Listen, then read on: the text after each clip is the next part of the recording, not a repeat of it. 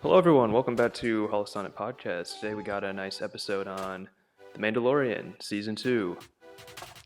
With me, I have. Three-tailed fox. You probably know who I am if you're a regular. Yeah, he was on our first couple episodes, and we have a new guest. We have Hi, yeah, this is Noah, also known as his YouTube name. Filmhouse Productions. All right. Yeah, he made some cool films, made some nice little, nice clips. You should go check him out. Okay, so how should we start? We should probably start with we could go episode by episode and then give our thoughts.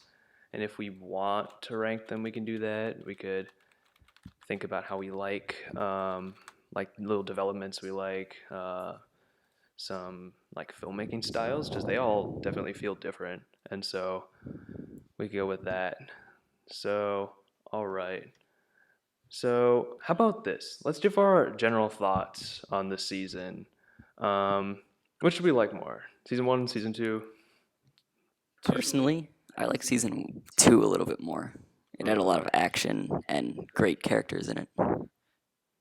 Yeah. It didn't feel slow at all. Throughout the episode, it didn't feel. And also, it was very.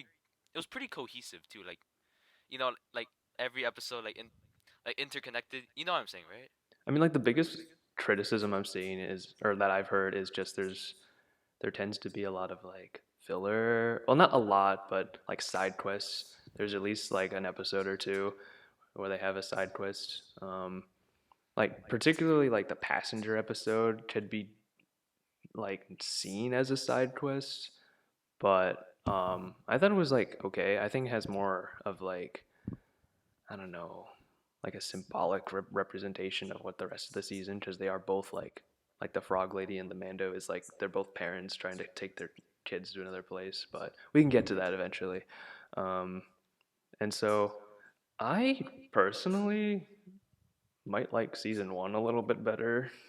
I still think the season was great, but my biggest fear going into season 2, which isn't technically a bad thing, but it was it tended to become a big cameo fest, and I was I kind of like focusing on my main Mando character, but then again, some of those cameos were pretty good though.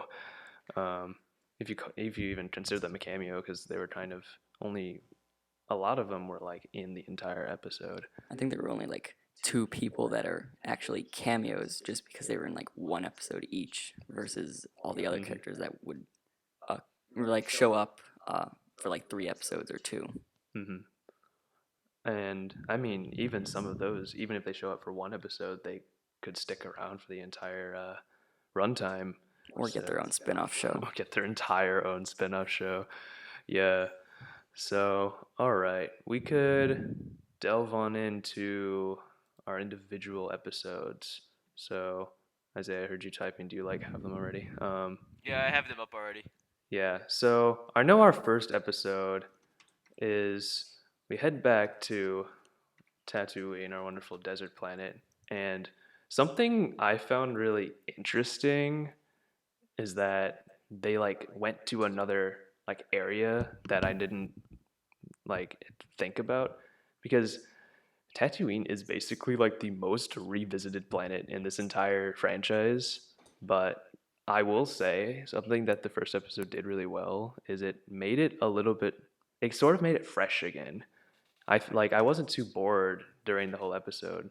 I know in the trailers when they showed clips of Tatooine and they show banthas and Tusken Raiders, they were I was kind of oh, why are we going back here? Because the last episode, the gunslinger in season 2, was probably my least favorite, just because well, I think that could mostly boil down to these side characters being a little bit bland, but I was a little bit reluctant to go back to Tatooine, but they did do a good job at making it seem fresh again. Yeah, I liked how in this one they didn't go to the basic Mos Eisley. Mm-hmm. For this one, they moved to a different town, and we got to see a different part of Tatooine, which is something that we never see, or we don't see for a really long amount of time. We just see it for a few seconds, and then we cut right into Anakin going to slaughter some men, women, and children Tusken Raiders. Yeah. And also, the Crate Dragon was a pretty good inclusion too, I'd say. Oh yeah. Crate and but before Crate Dragon, can I just say like this episode does a pretty good like I know it's established in season one that Tatooine episode that Tusken Raiders aren't like totally savages, but like in this episode, season two, episode one, it goes like deeper into that, you know? Yeah, I love that they can do sign language, but then all of a sudden they don't really do like because Mando does see sign language in the first season, but they don't really do that in the second. They do it still, but he kind of like speaks also. Um, but yeah, that was interesting. Because they aren't really portrayed as like having these savages. They're kind of like a people that are kind of like almost like cavemen, but they're far from stupid. So Yeah, yeah. If you know the past of the past of the Tusken Raiders, which is also intertwined with the Jawas, it's actually you'll understand why they um do what they do. hmm yeah, so basically, I remember I was watching the first episode with someone else, and or Isaiah, you were there because Yeah. we had a watch party, and so we were watching the first episode, and um, Mando arrives in this like dusty cantina, and they have like this Western standoff with someone else Cobb who, Vanth. yes, Cobb Vanth, and his armor basically does not fit right. Um, and I remember Rajiv, he was with us too, and he was like, "Yo, is that Boba Fett?" And I'm like, "No, it's got to be like that one rumored character that they've been talking about for like months." And so, um, also like there was a lot of rumored characters in this season, and a lot of them were true, except like the one character that was like not rumored much at all. Um, like Ahsoka was true, and then Bo-Katan was true, and Cobb Vanth was true, and so um, and Boba Fett was true. So I don't know how they had like I think it's just because they had so many cameos, it was hard to keep them under wraps, and so.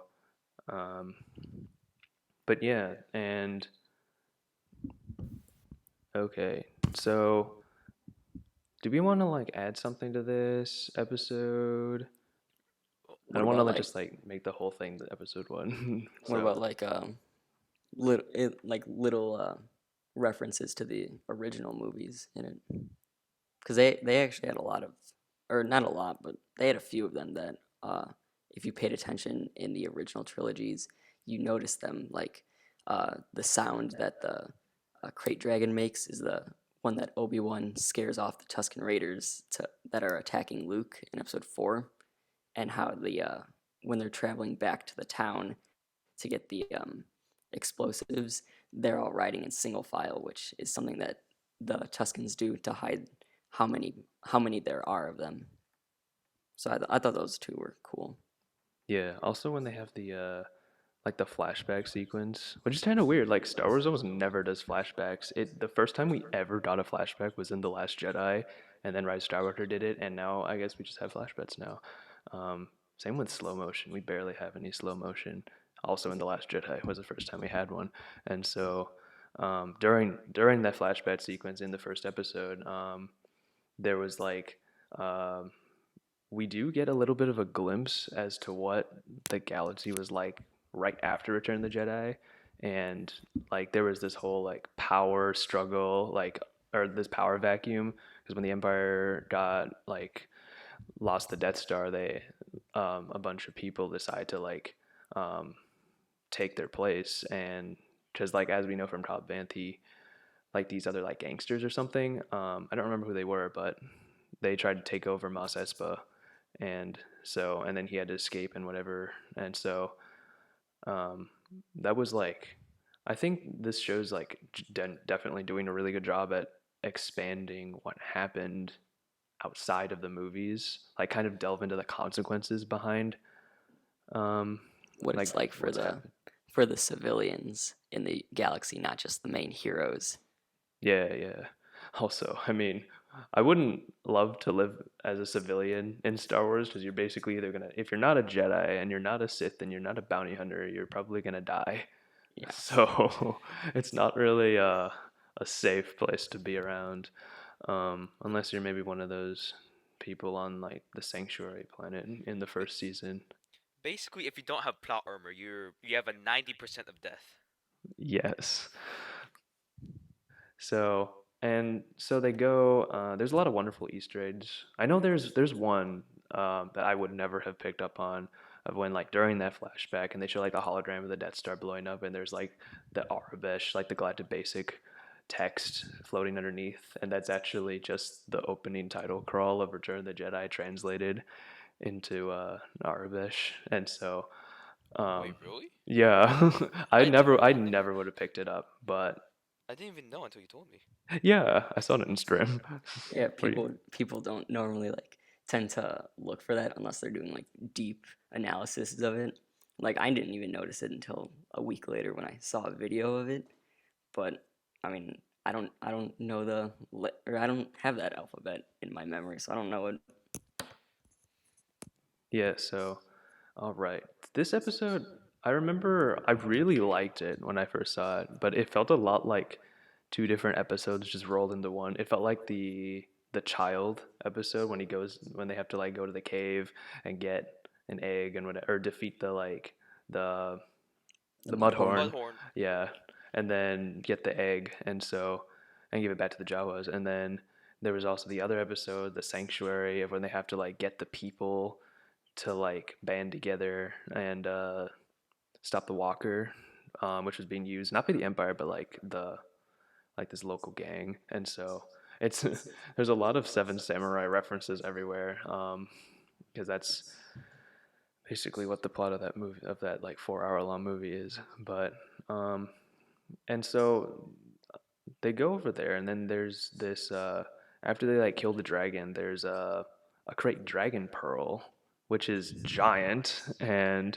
I thought like because in like Legends, I think I think it's still canon, but you can use a pearl to like create a lightsaber crystal, and I thought that's where it was going, and then it like never came back. So I'm almost guaranteed it was just like an Easter egg. Um, but since they had um, like this, it was like it didn't feel like an Easter egg. It was just kind of like they had the camera just like holding on it for a while, and it almost felt like the focus, and then that was it. But oh well, I've been betrayed. But I'm pretty sure it's a canon. cool. I really like it. So I think, correct me if I'm wrong, but I believe Count Dooku has killed a great dragon before. Did Count Dooku? I don't know what he did with it, but I think it. I don't know. Oh no. Or No, was he it didn't someone else? kill a crate dragon. He tamed and kept a crate dragon. Uh-huh. That's I don't know awesome. what's more. I don't know what's more. I think this Okay. might be Legends. Yeah, this is Legends. This Is is it? Legends. I could have sworn it was in like his like the other book called Jedi Lost or something, or I don't know. But it was a book about Count Dooku and Ventress, and I thought it was in that one, but I'm not sure. Oh well. Yeah. So the second episode basically picks up where this one left off. So he takes up he takes like a hunk of meat, and then he gets Cobb Vanth's armor back. Well, not his armor, but Boba Fett's armor. But he doesn't. But neither of them know it. And oh, we forgot. There's the huge like tease at the end of the episode where we see Tamura Morrison like staring in the sunset, watching Mando drive away with his armor. Um, so hold on. Where was the Slave One during this whole like time? Did he Well, just stick around Tatooine for like 5 years and never like go anywhere? I Was he? think the biggest question is like, why did he not have his armor anymore for those what I think it's 5 or 6 years when he was still there? Like, how did he get out of the Sarlacc and just not have his armor with him, where the Jawas got it, or And yeah, where did he keep the slave one all that time, and what was he doing still? The slave one was probably just parked somewhere for like a long time. And no Like one touched it. yeah, I wonder why he stayed though. for some reason, no one touched it. About how he lost his armor, I don't think we'll know until they give details. Because honestly, I don't know how he could have lost his armor. Yeah. I'm almost guaranteed. It's probably my guess is he used the armor to like get out of the Sarlacc, and then he was probably like exhausted one day. Jawa's team stripped his armor, and then they just took it from there. But like, there could totally be like a whole episode just for that. Maybe there was something else going on, and then, but also like when Mando is on Tatooine and he goes and like fights it's in the I think it is in the child episode. Maybe it's in the egg episode. I think it's one of I think it's the child. And so he's there, and then he's there for like not even like a day, and he goes back to his ship, and it's like already stripped, and the Jawas like have it. Yeah, So that is did the the slave one not get stripped at all? He must have hit it really well, Maybe. which good for him. it is Boba Fett.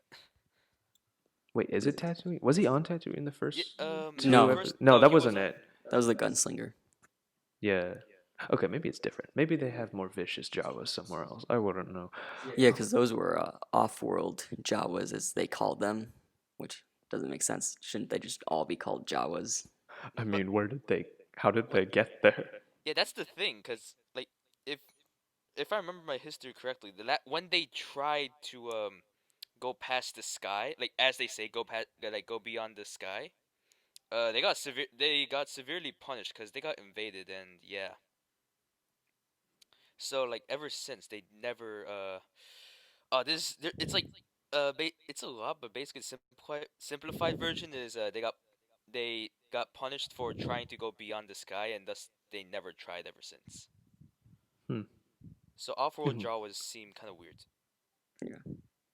All right. So then now episode 2 picks up like right where the other one left off. It is the passenger, right? Is that the second one? Yeah. Yeah. Yes, that is Passenger.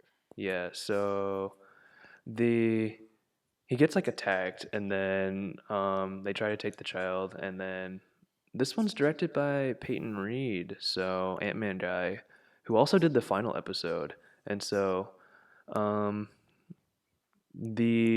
I did like this episode quite a bit. I think it was directed really well.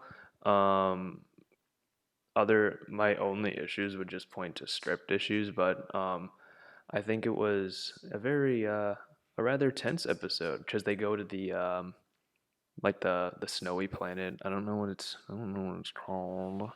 And then it's yeah, you go research that. And um and then there's like all the spider bits, which is a lot, which is actually taken straight from Ralph McGorry's original art. And it's also really similar to like the spiders in Rebels, but they're different. And so um yeah, when they're on Tatooine, he's like tasked with carrying, as people are calling her, Frog Lady and her eggs to an ocean moon, which has like a bunch of like symbolic references and whatever. So, and but the weird thing is, she doesn't want to use hyperdrive. Yeah. Is that like Yeah. because her eggs are sensitive, or? Yeah, something Yeah. like that. So they have to travel at sublight speed. Yeah, and as Mando says, Sublight's the only thing keeping him alive or like not out of trouble, because basically I recently rewatched like the first episode of like Rebels season 3 or whatever. I just wanted to like watch it for a random. I have no idea why, but the same shot of when like Mando is like um he's in the cockpit, and then you see like the X-wing just fly up into the like next to the window. That's like it's the same exact shot taken out of Rebels, because Hera's in the Ghost, and then like a TIE fighter just flies down in, and then like right next to it, and it even ends the same. Like they chase them, and then they have to go somewhere else.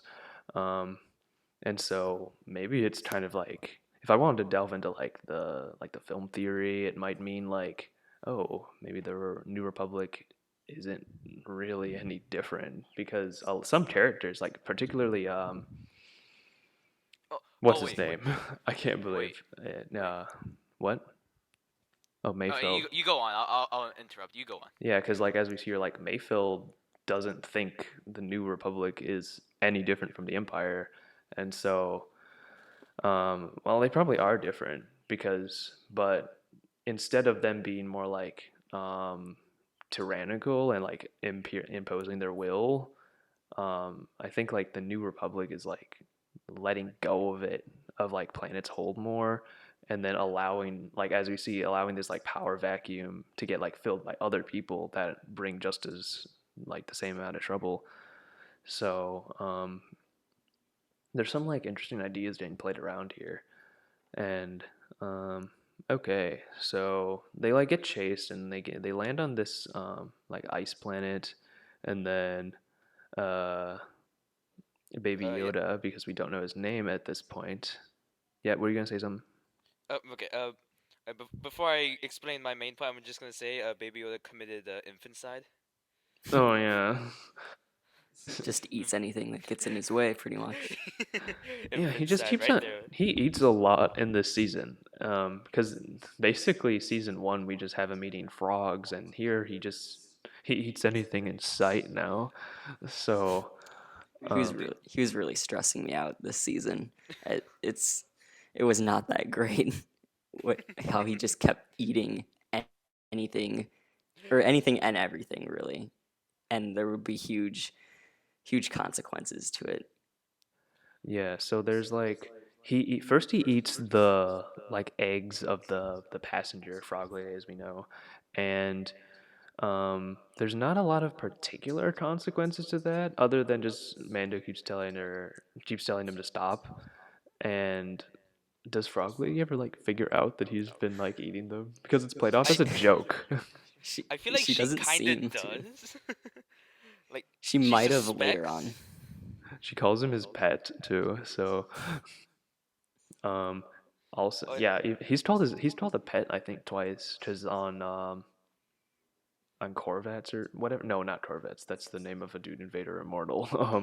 On yeah, on the forest planet in the Ahsoka episode, he's called a pet too, by what's her face? She's the she's like the leader of whatever. It's one of her like the magistrate. the magistrates like people. Oh, Whatever. okay. What?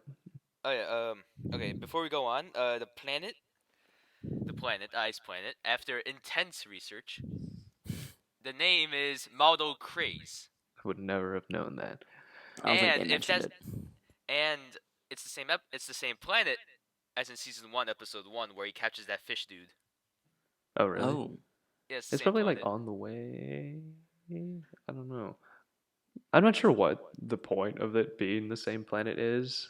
I think it's I, just like, oh, look, it's the same planet, but it's actually never revealed unless you like look very closely. hmm, I didn't know that. It's I just figured it out. It might be wrong, so take it for what it's worth.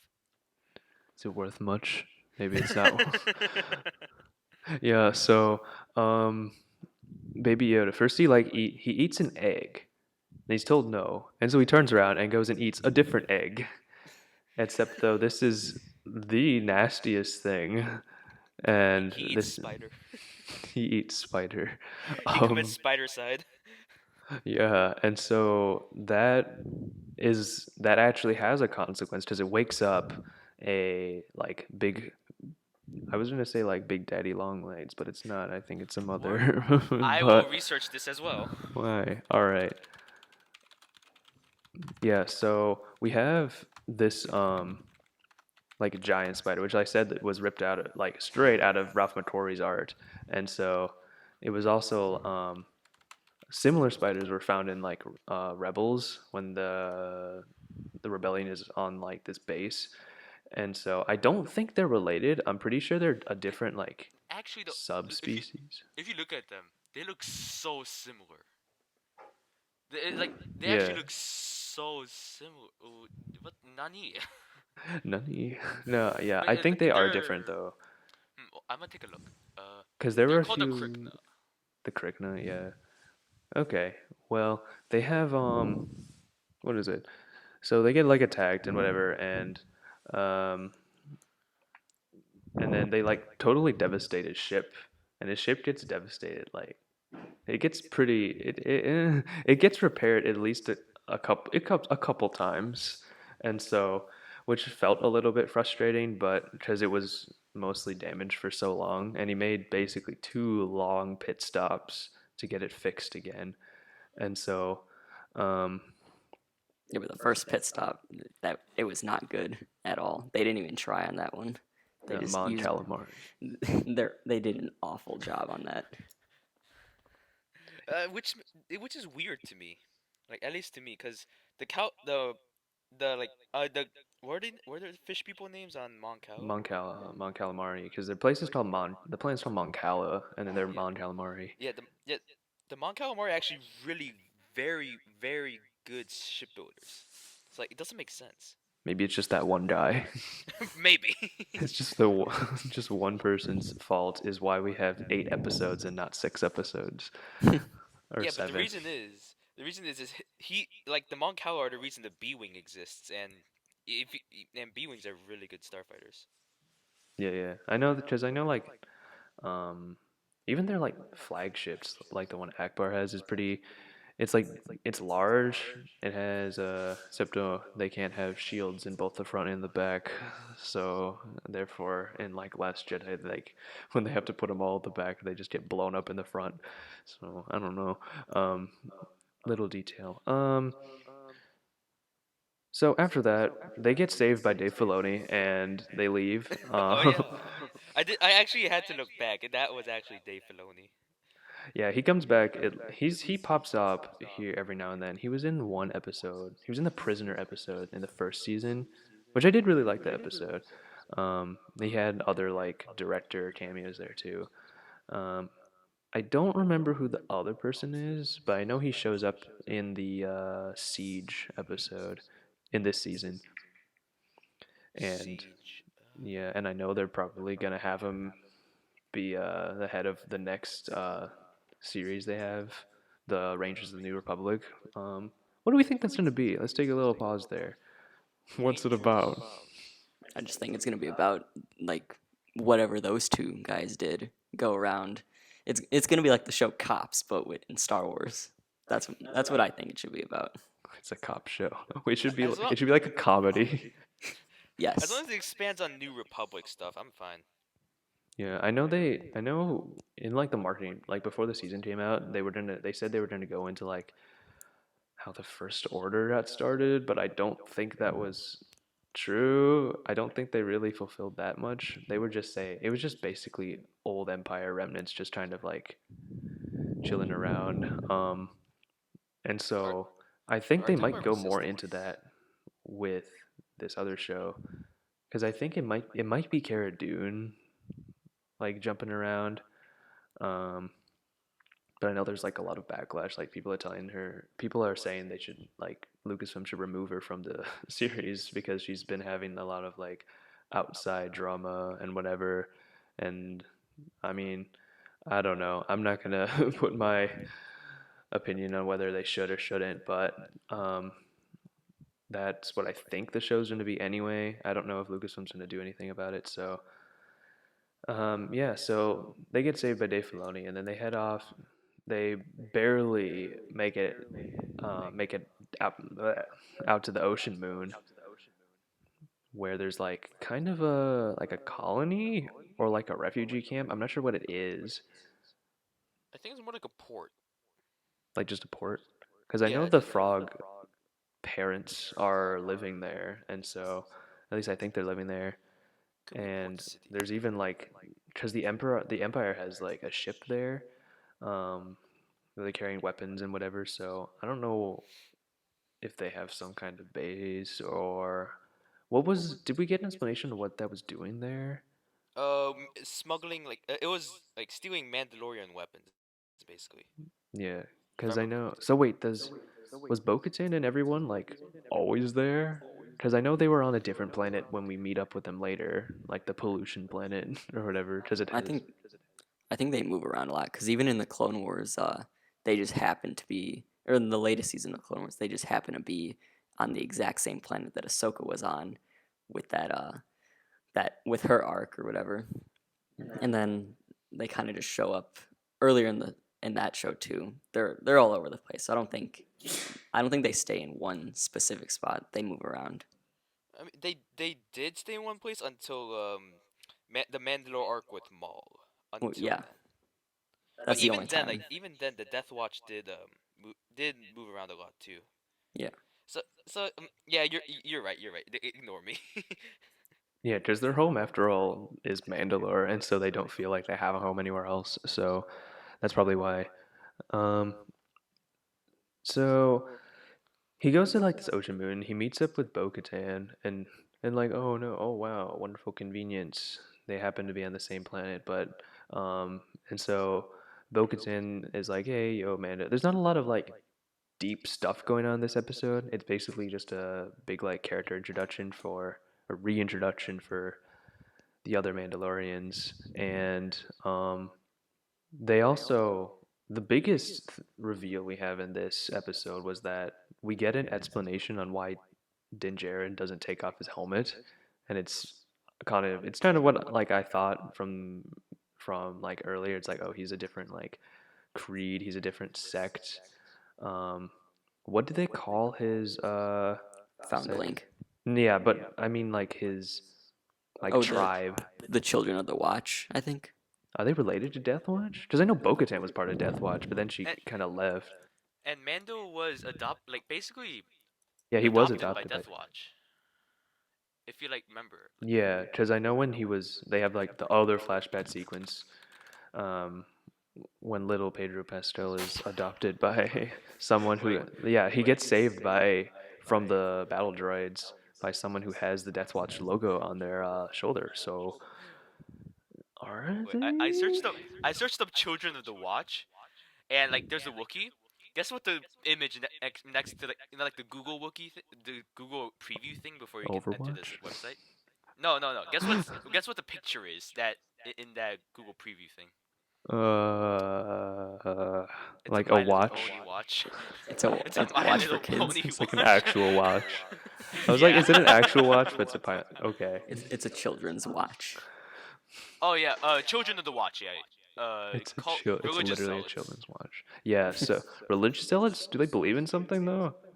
They Uh, might just have different beliefs. But it like, says do that they have like, oh, if they're a religious sect, does that mean they have like something to worship or? it says here that the Children of the Watch were a cult of religious zealots seeking in reestablishing the ancient faith as the way had fallen out of favor with mainstream Mandalorian society.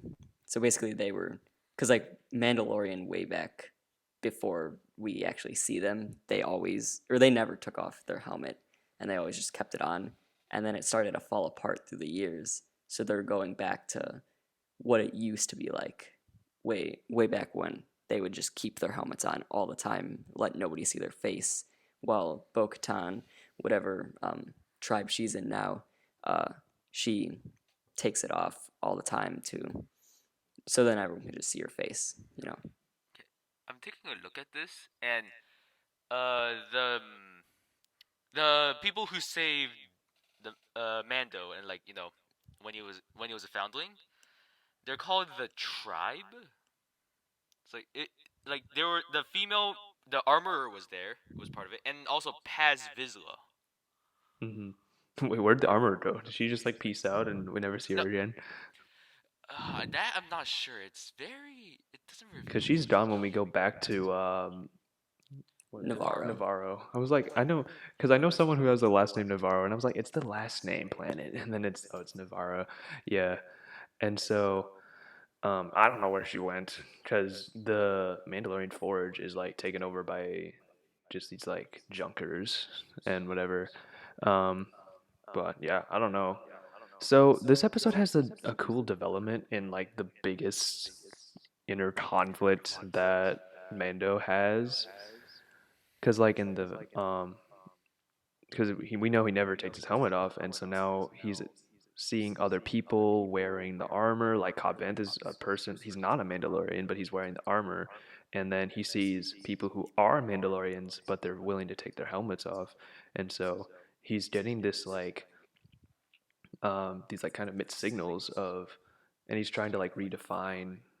He's struggling with redefining what like a Mandalorian's supposed to be, and so I don't know if you listen to Star Wars Explained, but he has a lot of really good videos about how he follows Mando's development as a someone learning to understand what being a Mandalorian really means. And so I still don't really know what it means. It seems to be just a bunch of cool people with cool armor that can fight Jedi. Um, so I don't know how it lines up with their character. I could go into depth with that, but if I did, the podcast would become 5 hours instead too. Yeah, we're already at a half hour, so we should just keep going. Yeah. So, all right, and yeah, Bo-Katan name drops the dart saber in this episode too, and but before the Imperial officer gets to reply, he takes galactic cyanide, and so maybe one day he'll wake up and be a part of Tenet. But He pulls a fast one. he pulls a fast one. Yeah. So, um, except though it like shocks you instead of like foams, but it's weird. Um, That's Star Wars for you. It's Star Wars for you. So, um, and so Bo-Katan doesn't have a direction, and so she doesn't know where. Wait, does she know that Moff Gideon has the dark saber? Yeah, she does. She probably does. Yeah. I think he was probably the person who took it from her in the first place, and so, but she's trying to find where he is, and Mando thinks he's dead, but that doesn't really come up because Bo-Katan wants to hide her like true intentions because she wants to be the ruler of Mandalore again, and so she doesn't want to tell him that, and so she sends him off to the planet that's I almost called Corvettes, but it's not. It's a forest moon, and she says to meet with Ahsoka Tano. Name drops Ahsoka Tano, and then I remember when I heard that, I was like, "Yo!" I just lifted my arms up in the air, and I was like, "Well, we're doing this," and so we did it, and um, Then the next week, we didn't do it. yeah, we didn't do it. We did a side quest. Um, wait, I genuinely don't remember what the side quest is. It's the siege. Okay, so The weird cloning Imperial facility. yeah, I thought there were a lot of. I think I liked this episode because I thought the action was pretty fun. The Tie Fighters are basically doing a trench run at the close to the end. I thought that was fun. There were some like developments on what the like Empire First Order has been doing. So, what do we think about the people in the vats? Is it Snoke? Is it someone else? Is it just generic experience that will eventually be Snoke experiments? Or is it Palpatine? I feel like it would make sense for it to be Palpatine, because Palpatine mentioned that he created Snoke, so I would think he came first and then they made Snoke. But if not, since there was multiple ones, it might just be a bunch of tests, and then once they find out that it really does work, then they'll try it with Palpatine. So I thought they'd bring back Starkiller with the experiment thing, but I might be wrong. that'd be awesome. Like Starkiller the planet or Starkiller the person? the person. Like how would you make a like that? No, I was like, wait, I need to process this for a Just- hot second. Just make a second planet. Starkiller 2. So, so it's another Death Star. Yes, but It's even it's bigger. even big. Yeah. It's another Death Star. Oh gosh. Another. It's in like 30 years when we inevitably get episode 10, we're gonna get Death Star 4. Okay. All right. So, yeah. So I don't. I think it's probably all for Palpatine stuff because Snoke was kind of. It is explained in like the novelization or whatever that Snoke was like an attempt to clone Palpatine, but he's like it like didn't work or whatever. And so I think he became like his own like person and not Palpatine, and so he was just kind of a step along the way, but the end goal was Palpatine body. So Plus, in episode 9, you see them creating clones of Snoke in that little jar on whatever planet it was. I can't think of the name right now.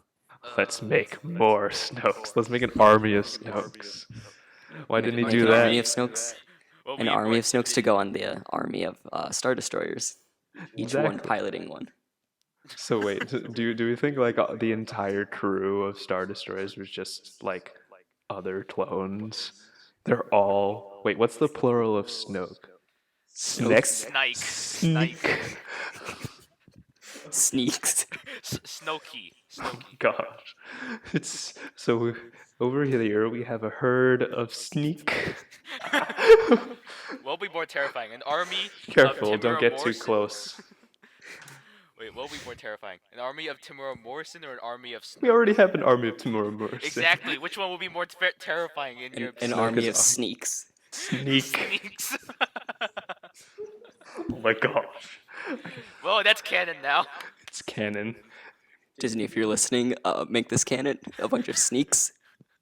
Do it for the memes. Do it for an army of sneak. We have 100,000 ready with 1 million more on the way. Isn't it 200,000? 200,000. You know Wait, hold what? on, I'm gonna search up the original meme. We have I him have on been the every way. voice you have ever heard. I'm gonna stop. Inside your head. Yeah, it's 200,000. 200. 200,000 units That was a already. whole 100,000 off.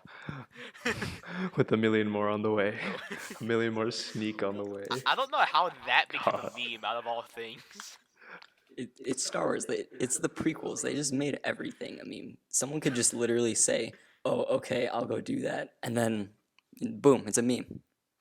Someone could literally just say like, "Hello there," and it's a meme. Wait. I see this So meme. much so. And so, all right. Wait, So the wait. people in the vets, but also the scientists on the hologram says that the blood, they gave it to quote unquote volunteers, and they didn't like process it or they didn't take it very well. And I don't know if that means like the purpose of their experiment was a failure, or they just like died. So here we're starting to like. Also, this is the first reference in like a long time that we have to midichlorians because he calls it an M count. Yeah, they subtly So- put it in there. They didn't want to say the full word because I guess a lot of people were really mad with that. So they had to shorten it so then people might miss it if they weren't listening. But I also think we're getting this kind of this development of where it's more than just midichlorians because they said they gave it to some volunteers and I don't know what that means. Maybe it means they wanted to make clones force sensitive, but it didn't work. That's my theory. And so it might be them trying to say like, yeah, midichlorians are a thing, but also it's a lot more complicated than that. So it's kind of like I think they're turning like things we don't like or like most people don't like into kind of more palatable things. Um, like even with in Solo when we learned that his name is just like randomly given to him by an Imperial officer, they used that as like a plot point in a Kylo Ren comic, and he says like, or Ben Solo is like, my last name isn't even real, and so he doesn't, and so they use that to like help propel his like character forward. So it's kind of, it's interesting. It's going somewhere. But yeah. So we can continue on here, and we have The what are they called GD. names? The GD. Wait, what? The Jedu. Oh, yeah. So I thought you were saying genie, and I immediately thought of the point where I immediately thought of like the SpongeBob meme where he's like a genie. Mandalorian just finds a magical lamp, rubs it, and Robin Williams, the genie from Aladdin, comes out. And it's Will Smith. Yes. And then he says like, "Hey, can you get me a Jedi?" He's like, "Okay." And then he just like, and then like all of the Jedi just appear there. It's like just everyone. It's just Ray. It's just her. But She's it's like not right even when born yet. she's a kid at that time. She's like 2 years old. I don't think she was born yet. I think Ben Solo, he's definitely born. He's like 3 or Yeah, something. because I think Ben Solo's 10 years older than Rey. Yeah, which So is weird. Yeah, he's like yeah, 30 and she's like 20. So I think, yeah. So he just appears there. Luke is, and Leia, Luke is, or it's probably Leia. I don't think she gave him away to. And no, she's not like, "Where yet. did he go?" He didn't give him or she didn't give him away until I think Probably when like Luke was 10. like 34, so way after the Mandalorian, because at this time he's 28. What if like Grogu definitely met Ben Solo, or maybe he didn't. I don't really know.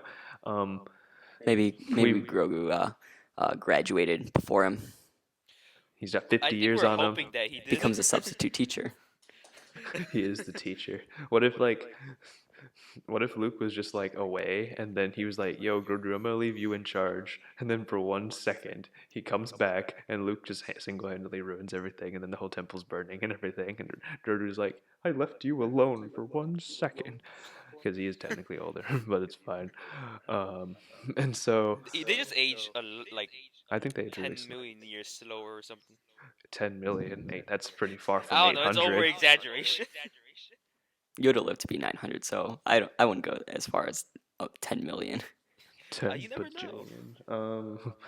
Yeah, so we got, where do we go from there? The Jedi. So, we A lot of bypass. Seven Samurai references in this one too. Yeah, there's a lot Which of imagery that they copied and ripped up. No, it's an homage. It's an homage. So it was pretty good. Also, they name dropped Thrawn. The name drops kind of drive me a little nuts. I'm just like, okay, are we just trying to fit in more cameos? Are we trying to fit in everybody so everyone will reprise their role in Spider-Man 3? Because everybody is here. like if I remember correctly, in the I don't know if they're going to change this, but in Legends, Thrawn actually almost brought the Empire back, like after the death of I mean, like the Palps. Thrawn trilogy. What a savage. He almost brought it back until he got betrayed. Wow, like a champ. Yeah, Like a true bad guy in like a Star true Wars. All like the a bad true guys get emperor. betrayed. Yeah, I think he got betrayed by his own bodyguard, if I remember correctly. Well, So Snoke got basically, his betrayed. bodyguard called him Vader. Both Snoke and Palpatine got betrayed by their own technically bodyguards, not really bodyguards, but you know. And so, um, But to be honest, my biggest like issue with this episode is it felt so much like a pilot for another series, which it Oh, yeah. sort of is now because we have an Ahsoka series. I got that same feeling. So, I mean, it was really well shot, I think, because Dave Filoni directed it, and I think, like, judging from his filmmaking from, like, The Gunslinger, which is my least favorite episode, like, of this whole series, and this episode, like, it's definitely a lot better. I think he delved into a lot of, like, George's original, like, idea, or, like, inspiration, and so he got Seven Samurai, he got Yojimbo, I think Sanjuro, I don't know. Um, and so there's all this like even then it's the also it's another episode of where they have to go to a village and save it from something, whether it's like a creature or a disaster or the empire or a tyrant. And so it's by this point I had seen this formula. This is like the third time we saw this formula because we got it in the first season with like Sanctuary, and then we got it. Even then, like you could even consider the finale of the first season as one of those, because they do have to liberate the town from the Empire or Navarre from the Empire. So it's like a plot that gets reused a lot. And so when I saw it here, I was starting to get a little bit tired of it. It was really well done, but it's like I almost felt like we could we do something different, um, which we did. I mean, we got something different by the ending, and so um, here they have. Mando finds Ahsoka on this like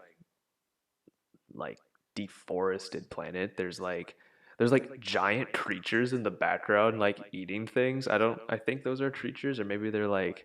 Do you know what I'm talking about? They're They look creatures, like yeah, they're Walker. creatures. They look like AT-ATs, but But like They're skinny. creatures. yeah. Yeah, They're organics. I checked. Yeah, so um and so we're seeing this like what is it? Star Wars does this cool thing of when we have like other planets and they sort of reflect the people on there, like how like Luke Skywalker is on an island, like literally because he's literally on an island because he wants to get like secluded, and so this planet has like it's getting deforested. It's like really, it looks like a sickly green, and so there's all this like it reflects how like the town is not doing well. So it helps add to the atmosphere, and so and we also have these like giant gates, these like stone walls, which is like essentially cutting the town away from the outside forest. Um, and so Ahsoka is trying to get to the magistrate because she wants to know where and Admiral Thrawn is. Do we think the magistrate told her, or do you think she just like It never died? gets I don't know. revealed. Yeah, I know it. I'm not sure.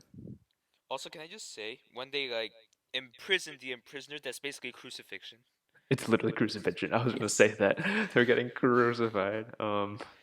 But yeah. The Passion of the Christ, Star Wars edition. Oh my. You just Also, see like Anakin, the virgin birth, just hanging over there. Oh gosh. your The savior Catholic is Church would go here. nuts. Your savior is here unless you're a youngling. Oh my. Um, yeah, so the Mando gets tasked with killing the Jedi, but he doesn't say anything about his like true intentions. And so the magistrate offers him a Beskar spear, quote, pure Beskar spear, I which think is it is like, pure. isn't his armor pure Beskar? Yeah, everything he Yeah. has is pure Beskar. So it's like I don't know what it makes this all special because the only Beskar we've seen so far is pure Beskar. I don't know about like other armor. Maybe like is Boba Fett's armor made of Beskar or is it just like um, something else? wait, let me check. Or like Bo-Katan's and everyone Bo else's. I don't think Bo-Katan's is Beskar, cause pure Beskar is like very hard to find due to it being overmined and such.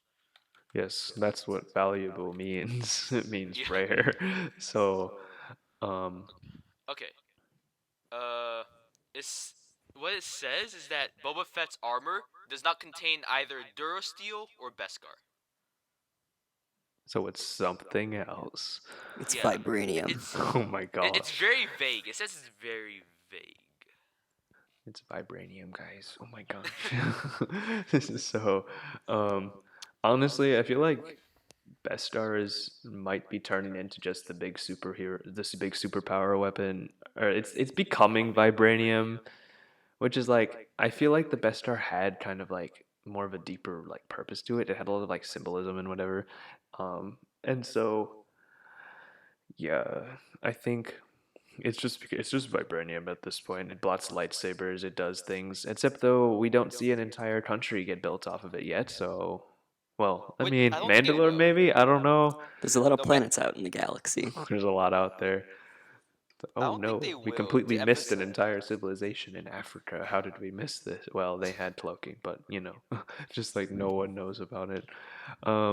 It's a big place out there. It's a big galaxy. And so Ahsoka's back with her wonderful blue lights, or no, not White blue, white lightsabers. lightsabers. And so, but when we last saw her in Rebels, she was wearing like a white cloak and had like this white staff. Do we think that's after the events in this season? Because at the end of Rebels, we do like a time jump. Like us, we see It's Ahsoka. She like walks off into the shadows, to be seen until further, never to be seen until further notice. And then we do a time jump, and then we see Ahsoka back at the end. So that would lead me to believe this episode might take place before that ending. no, it's after. This It's episode after. is Is that definitely. confirmed? I don't. I think it's after because like if I remember correctly, that episode took place before, Return Jedi.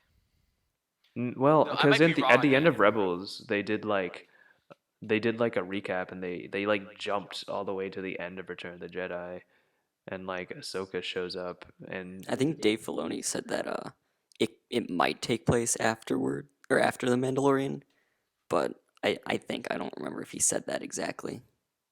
yeah. So Also, there I was an owl. There was an owl. yeah, but it wasn't the Morai owl Oh, though. was it Morai? It was Okay. not Morai because it like genuinely looks different. I think it's there just for like a small reference, but I don't believe it was the Morai. Also, like I feel like this episode was just make kind of cutting a lot of corners just to make sense for the general fandom because like it's called the Jedi, but Ahsoka's not a Jedi and blah blah blah. But I think it would It get should be called the Citizen.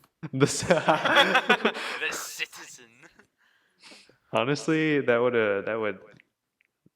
would throw people off, but I would have been on board.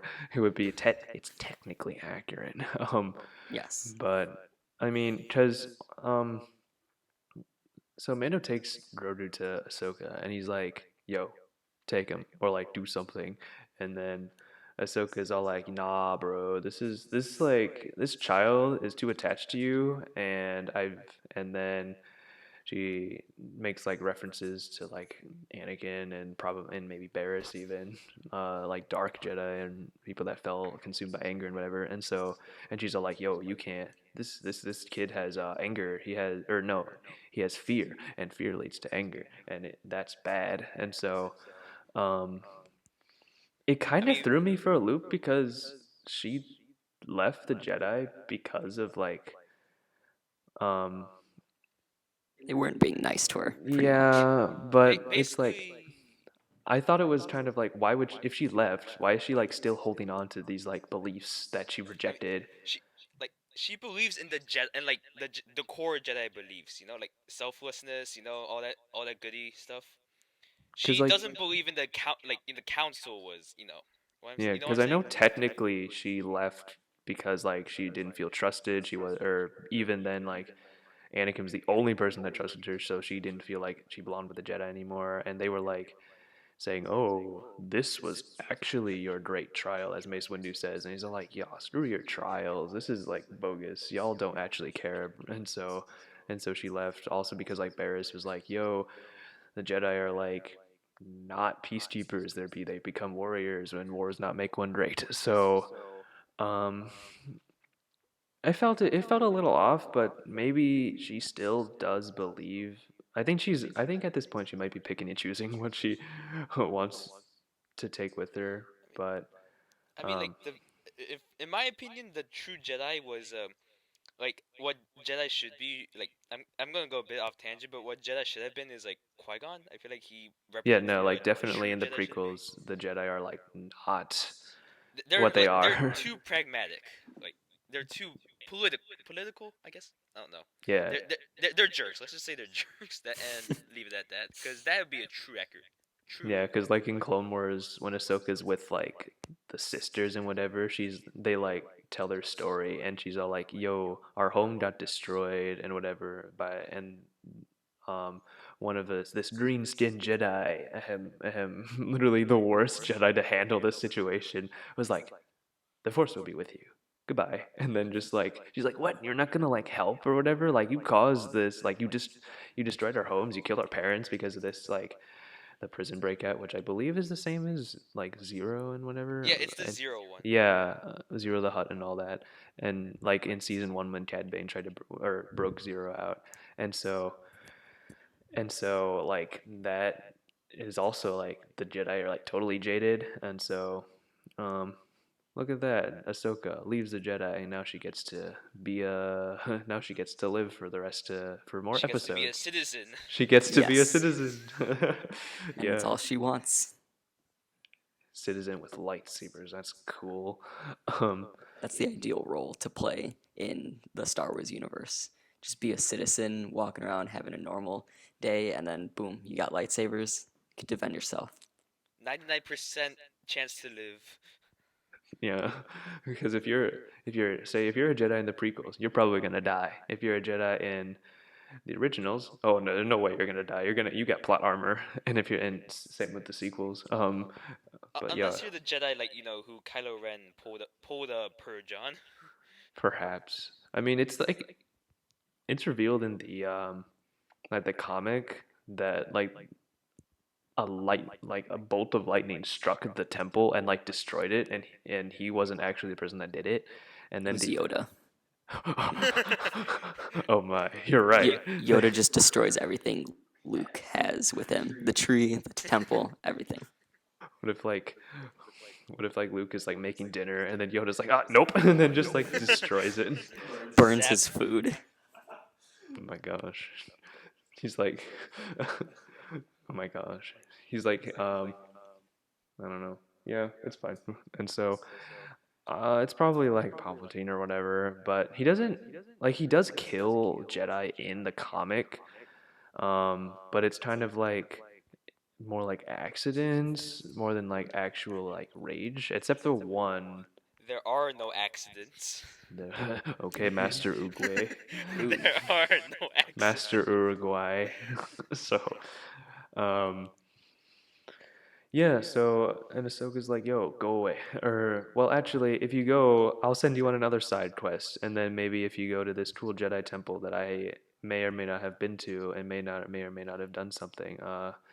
How does she know about this place? Is that like Jedi lore, Tython? 'Cause I Might know be it's in Jedi Legends. lore. I think so. It makes an appearance in some other comics, like Darth Vader went there with Star Wars Indiana Jones. Dr. Aphra, and they go to like the other side of the planet, which is like cold and like snowy and whatever. And I thought that we were going to see that, but it's more like generic rocky desert place, which I think they might have just filmed somewhere on location because it was cheaper. I Um, think they did because in the behind the scenes episode of season 2, they mentioned that, or from what it showed, it looked like they were actually on a set in Hollywood or somewhere around California, wherever they film. So it was all real. yeah, so yeah, I haven't seen the behind the scenes episode yet. Is there just like one? I know it was like an hour long, which is like double the Yeah. last season, or are they making more? Because I know they talked a lot of the first season of behind the scenes had a lot of like how the volume works and the score and whatever. So maybe they don't need to cover that same info again. Yeah, I don't. I thought they were gonna make them every Friday, but they didn't make one this past week. So I think it's just gonna be the one episode, which kind of is disappointing. They could at least make 3 about touching on different things for each of them, not so much the how they filmed it and the characters for it, but maybe like the casting for the characters in season 2 and the connections to the other movies, because I think that was an episode in season 1 of that. Yeah, so I mean, I think speaking about casting, I think Rosario Dawson did a pretty good job, except it kind of threw me off on how like she felt really wooden, like really stiff as Ahsoka. Um, then again, like a lot of things could have happened in between Rebels and now. I mean, she is like at this point, she probably already fought Darth Vader and whatever, and already knows like, and so she might have been a little like uneased at this point. I don't know, but um, she's so far from the kind of like optimistic, kind of not like uh, maybe like energetic. I don't know, because I mean, she's like an adult at this point, but it was a little off-putting for me because it just felt such like a different Ahsoka from like what we came off with Clone Wars, obviously. But this was the one coming off of Rebels, but even that felt different. Um, She's probably like 40, isn't she at this she point? is 40, yeah. Yeah, she's quite old. Like, well, I mean, for a Star Wars character, she's quite old. Yeah, they don't really live that long in Star Wars, Yeah, Mm, except Luke and Obi-Wan. and But that's about it. Palps. and Yoda. Oh yeah, Yoda's the oldest, but normal, like, I don't want to call them side characters because obviously Ahsoka is a main character, but not a lot of people live to be that old in Star Wars Han Solo and unless they're Leia really main. got there. Darth Vader got there. I think Darth I mean, Maul might have got Darth there. Vader. I don't think he really liked the process of becoming old. It was a couple of rough days. That's an understatement. Yeah, I mean, well, you could say Anakin Skywalker died, and then so maybe Darth Vader's not that old. Um, Yes, Darth Vader only lived to be around like 23 years old, man, you were like an technically. infant.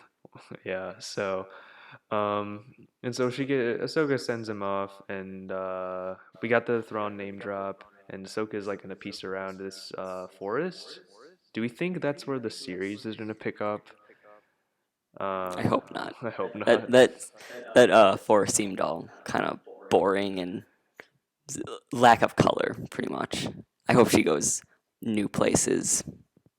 I think it is gonna be like her probably looking for Thrawn. Maybe she comes across like Ezra Bridger or something.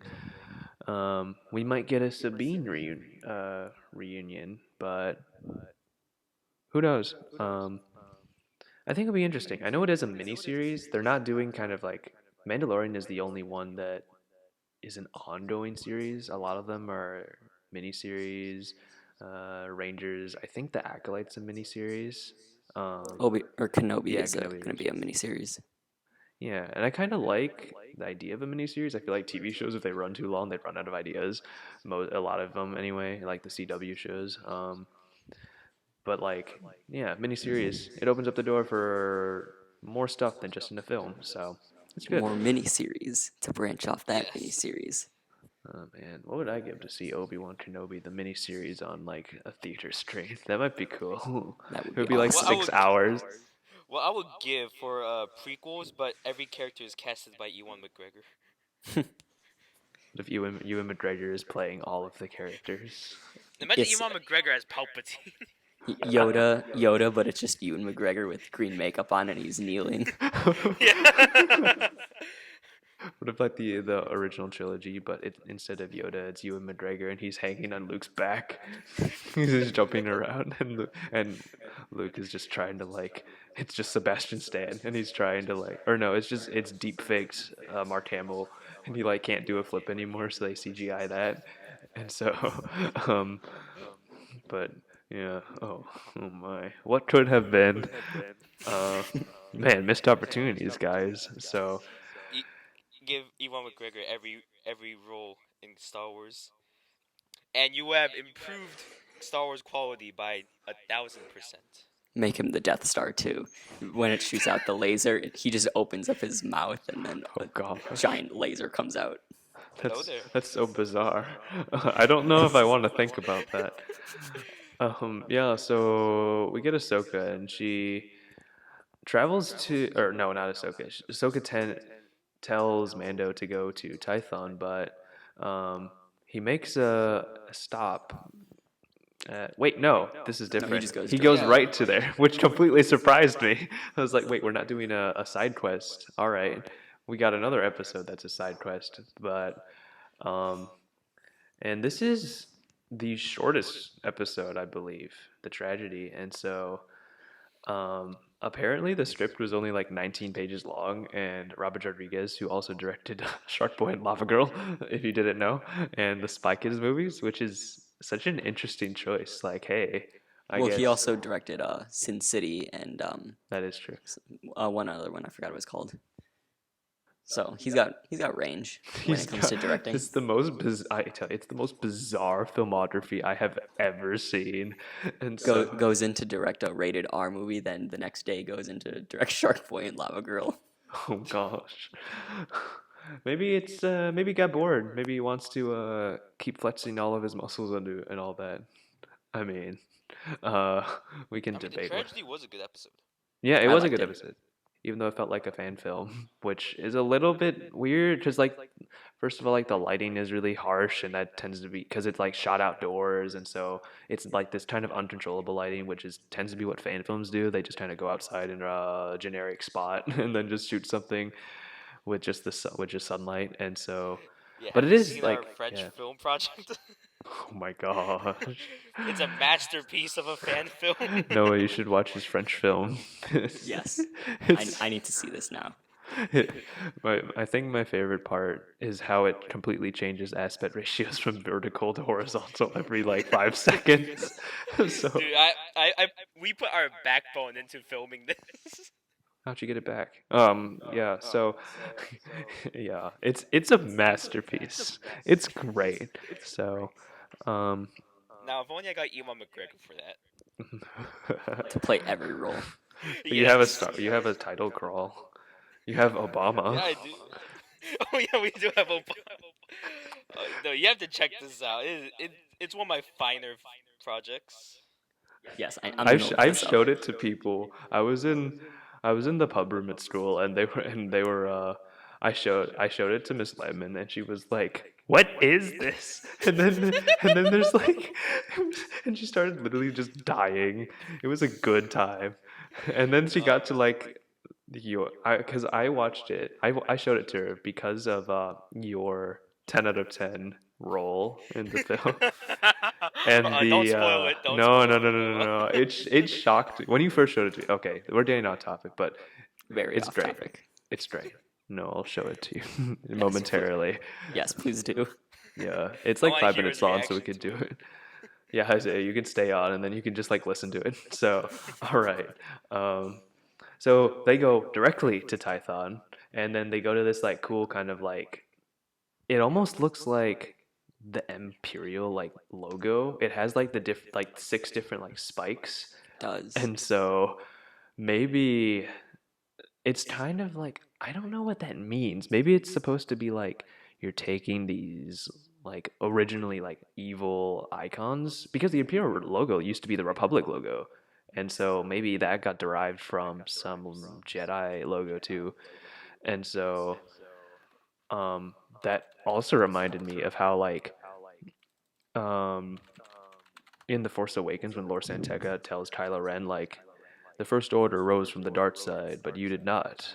And so, but maybe like the Empire came from the Republic, so it didn't like technically rise from the dark side. So maybe these like evil things come out of like everything starts out good, but then it just gets corrupted. It doesn't actually like start that way. So I think that's like kind of a theme that's very subtle. Like it's very subtle, but it's there. And so there's these 6 different like spikes coming out of the ground with just like a big ball in the center, which is called the Seeing Stone. And then I did not expect there being a whole like glowy force field to appear there. I've I've never known the force to be really flashy other than just like actual lightning, but it's never really done that until now. Usually in like fan films we see like some people would like put like force effects, which I mean, but usually the force is just invisible and but it like whatever Grogu did is like it just completely turns it activates it and then he starts like meditating like a Buddhist monk, which is kind of He awesome. pulls a Yoda. He pulls a Yoda. Yeah. There's not a lot since this episode has mostly action. There's not a load of stuff to talk about other than like, oh wait, the big elephant in the room where Boba Fett comes back on the Slave One, which is kind of a little bit beat up, and then he walks out And then He gets his armor wearing back. yeah, he's wearing he first wears these like the rags that we saw in the first episode, and He then goes he from gets rags to riches. wow, and he completely beats people up with his like Tusken Raider club. Um, and oh, he also brings Fennec Shan with him, which I was surprised to see her because we did see at the end of the first season, in the episode in the first season, where we heard like people theorize that that was Boba Fett because we heard the like spurs on his boots. We heard that sound effect that's usually associated with him, and so wait, there's a sound effect on his boots. Wait a yeah, minute. I there's did like not know this. spurs. Yeah, it's a little hard to catch on, but there are spurs Turn the volume up all the way to like 80. to like Just- 80. All right, just to hold up. hear it. Let me let me do this, boys. Boba Fett feet noise. Oh gosh. Feet noise? Why did I say that? So- Feet. Quentin Tarantino would Wait. be like, ooh, Boba Feet. Fett feet. Someone say feet.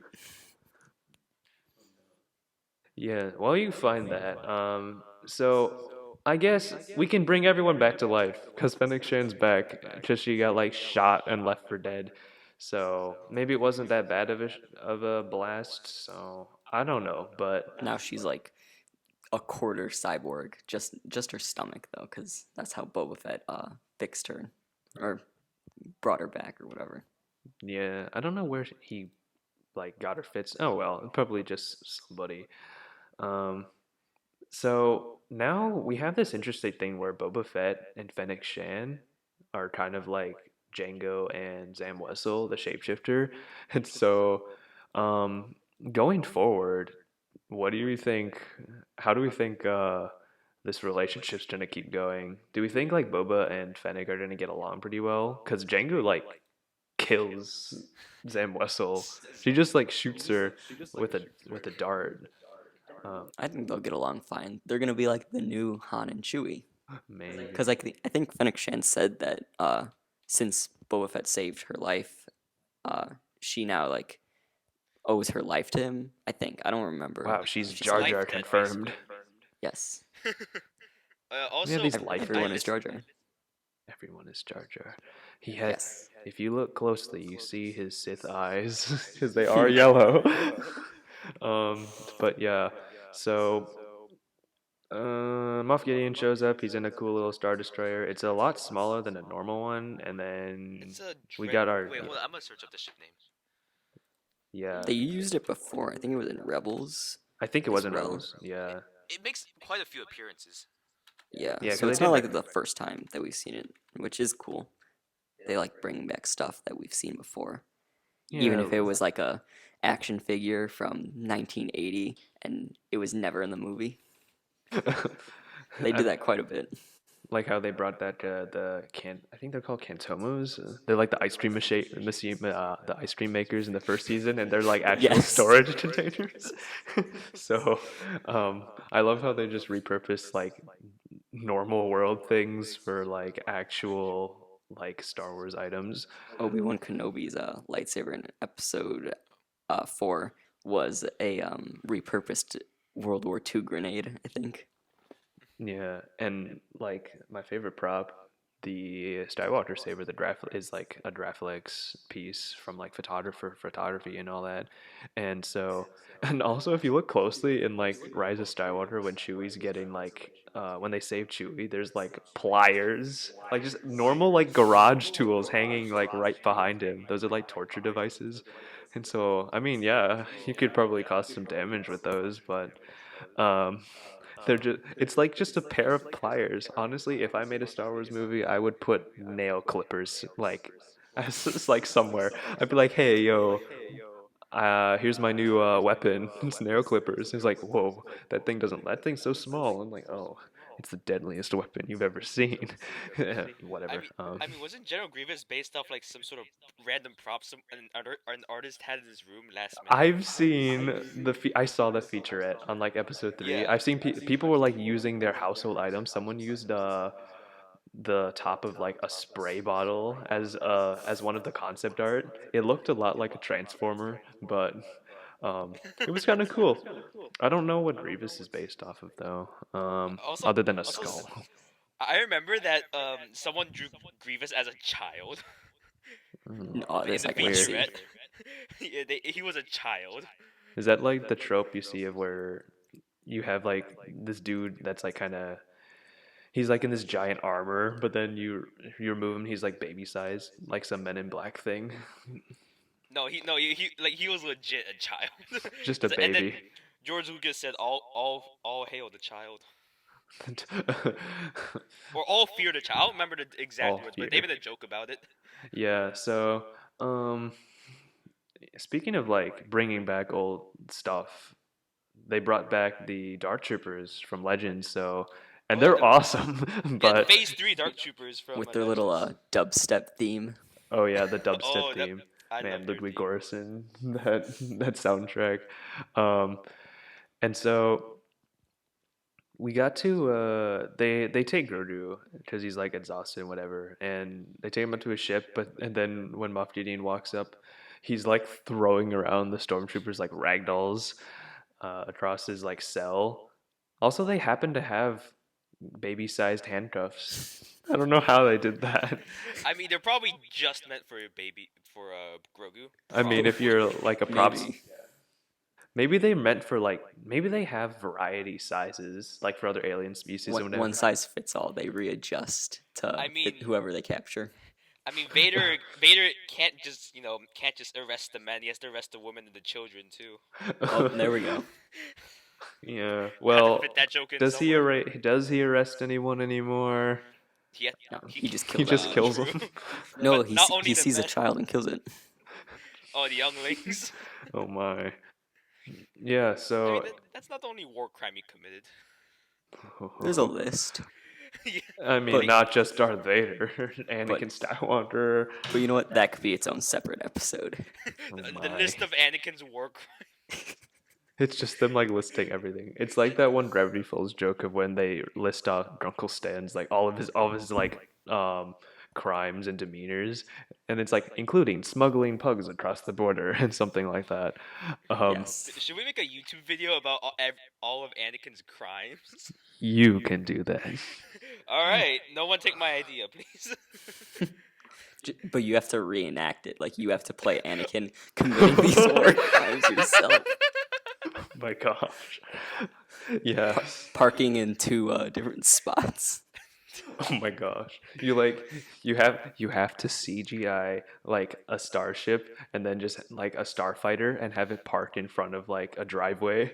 and then like Obi-Wan would be like, "Hey, move your car." Or no, not Obi-Wan. It should be Dexter from Yes. Dexter's Dexter Diner. Jetster. He walks up and is like, "Hey, move your car. Move your starfighter." Make me. Make me. You know what? I think your starfighter's fine just where it is. And he's just like, That would, "Hey, that would actually be a fun video to make. I look Oh forward to my. making it. I'll let you know once completely I do. destroys a different ship that parks in Anakin's driveway." He just lifts it up and just throws it somewhere else. I mean, to be fair, in season 7, Anakin actually does commit a war crime. I mean, Yes. yes.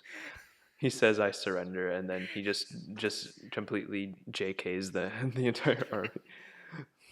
And so, yeah, all's fair in love and war. But we get where do we go from there? This is where we get our side quest episode. And so, Mayfield. And the only episode without the child in it. yeah, I found it kind of interesting. It was kind of refreshing that we had an episode that was really like hyper focused on Mando because we don't actually have like any sort of surprise cameos in this episode. And so we have Mayfield, who is an original character from like the show, and he was a surprise. Like at the end of the tragedy, and we heard he was like, "Yo, I need to bring this dude back because he's an Empire dude and he knows how to get into these places." I was like, okay, they're gonna. I really didn't expect that he would return to it. I thought the whole episode was going to be them trying to break him out of prison, but That would be no, I'd be like another mean- prisoner breakout episode. I mean, Cara Dune is, rebellion. She is the marshal now. Yeah, so There's I a mean, new it makes sense marshal it was in so town. quick. This town ain't big enough for the two of us. Yeah, Who you calling Pinhead? yeah, we have two marshals in one season of different planets. So, because a marshal is not like a cop, they're just kind of like a citizen that decides to step up and fix the place. And so Cara Dune gets Mayfield out of prison, and where is he like working at? He's doing like essentially community service, or like he's doing like Some service work. scrapyard? Imperial If I scryard or remember something? correctly, Because there's a 15 couple years. scrap yards, like there's one in like Fallen Order, and then there's a couple in the Clone Wars. I know there's one in the Bad Batch trailer, so it might be the same. Because I was trying to see if it was like, because my first thought was it the scrapyard like Darth Maul was on? But it's like not misty enough, and it's and not also it's not grimy. orange enough. It's not orange enough, so yeah, I think it just might be generic scrapyard for the sake of like Have generic being scrap. a prisoner, like a prison, but I feel like there is like a reason for it being a scrapyard other than just like because why didn't they just make it a prison? And like this was genuinely a choice they had to make I just looked it up. It's he was serving 50 years at the Carthon chop Oh, fields. 50. I thought it was 15. I mean, that's what it says on Wikipedia. Wikipedia, my Okay. favorite website. So wow, that's how you can live. Just go to prison. You can live in Star Wars. So um, yeah, so they get him out and they head to some little tropical planet. I also don't know what it's called. I haven't memorized the Morak. planet's names yet. Moray. It was Morak. You mean the That's what it Guardians of the says. Galaxy planet, where they got the orb of No, Morag? I thought it. big difference. That is a G at the end of it. This is a K. Oh, oh, no, okay. So, and it's like this tropical planet. Oh, we also get Boba Fett. He has completely cleaned up armor, which looks pretty nice, if I do say so He's an Oh absolute yeah, myself. it unit. looks great. So there, this exact kind of like episode is kind of reflecting how Mando in season one gets gets the new armor, like because he has this like rusty like broken down armor in the first like few episodes, and then he gets a new armor, and that's also the same episode that he has like a change of character. He decides to like stop being selfish and take care of the child and take him to a better place. And so we got the same like sort of theme going through here of where Boba Fett is this like he's wearing this like old armor, and then when he cleans it up, it's almost like he's kind of hitting a reset button. He's kind of cleaning up his life going forward. So, and even then, we know he's gonna get a whole other show, and so maybe it might be different. Maybe he's not gonna be just a bounty hunter. Maybe he's gonna be well. I mean, we know he's probably gonna be a crime lord, but we have no idea what he's gonna be doing with that newfound power he has. It might be like tyrannical, or it might be more um like He'll be like Maul, what he was maybe Crimson Dawn. it might be like that, or he might try to be like a better person. I don't know. Like I have no idea how like good He'll of be a like person Robin he's gonna Hood be. of Star Be Wars. Robin Hood of Ba- Star Wars, except he Basically. kills King John and whatever, and just takes his merry band and just I am king now. Yes. So Or, or this is my theory. He's gonna, with his new powers, he's gonna make a grand army. You know, The Fets. the That's what it'll Fett, be called. he the gets. grand army What if of you? the So if you Jedu. make a clone of a clone, do you get dumber clones? No, I don't know. He just goes to Camino and is like, "Yo, make more of me. Maybe make more of Fennec Shin. I don't know. Yo, give me a new one.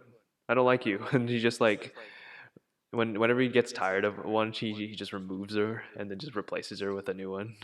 Um, oh They well, all do have different personalities. maybe. I mean, yeah, they do. So, will where were we? Mayfeld and Mando, they hijack one of those like transports, and this is where we start getting some really interesting stuff, like further development with him like learning what his like creed means to him, and like whether he's willing to compromise his beliefs in order to like for like a better purpose.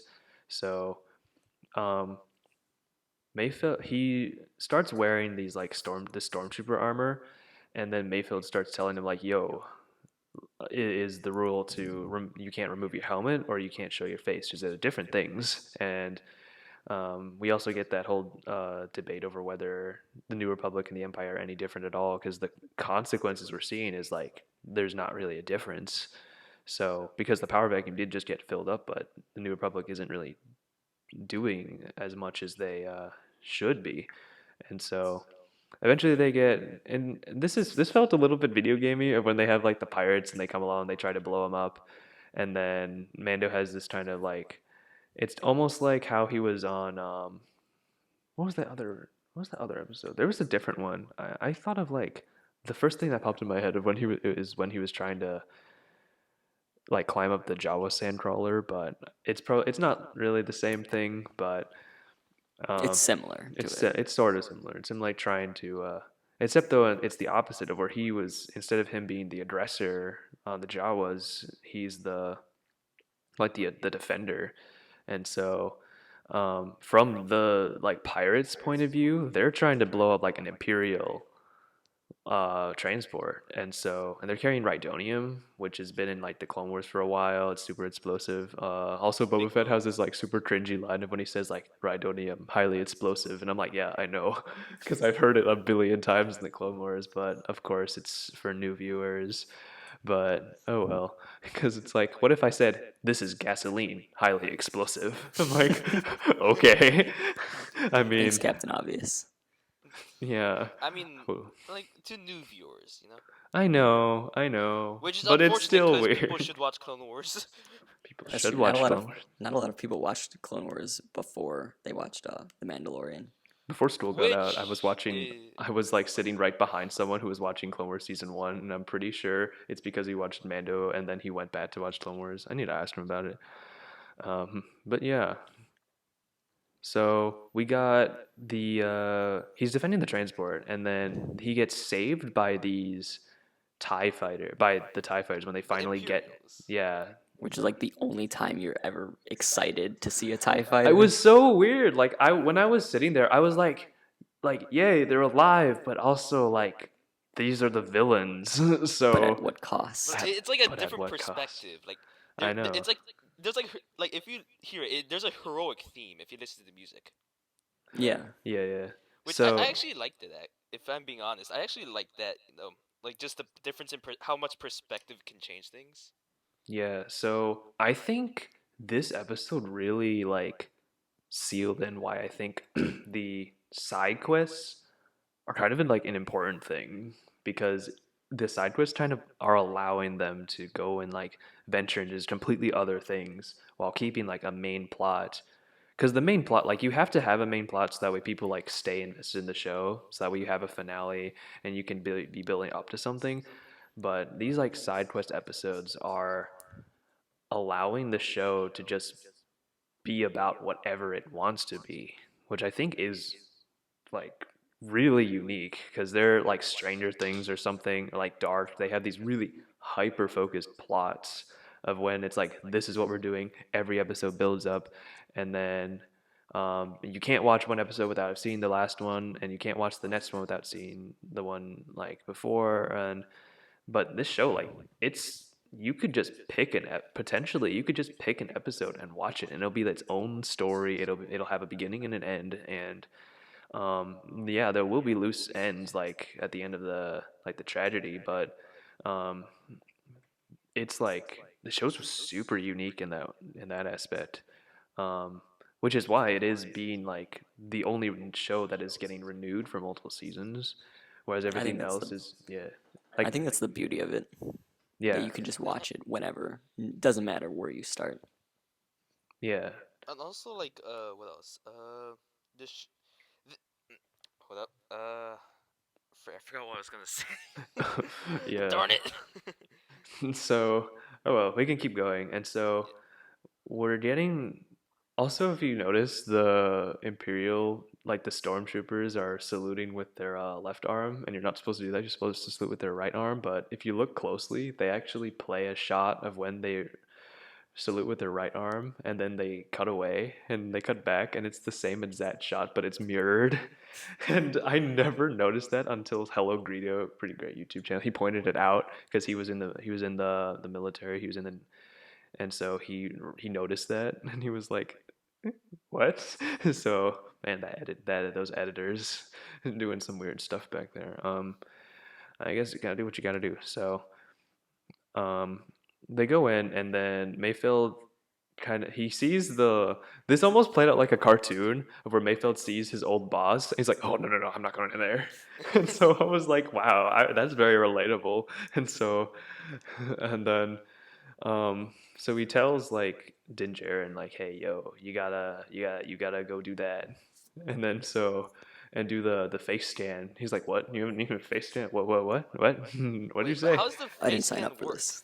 Yeah, How does the so it's face like scan? you have this computer, and then you just walk up, and it's like, as long as you have a face, you can access literally any file in the entire Imperial records.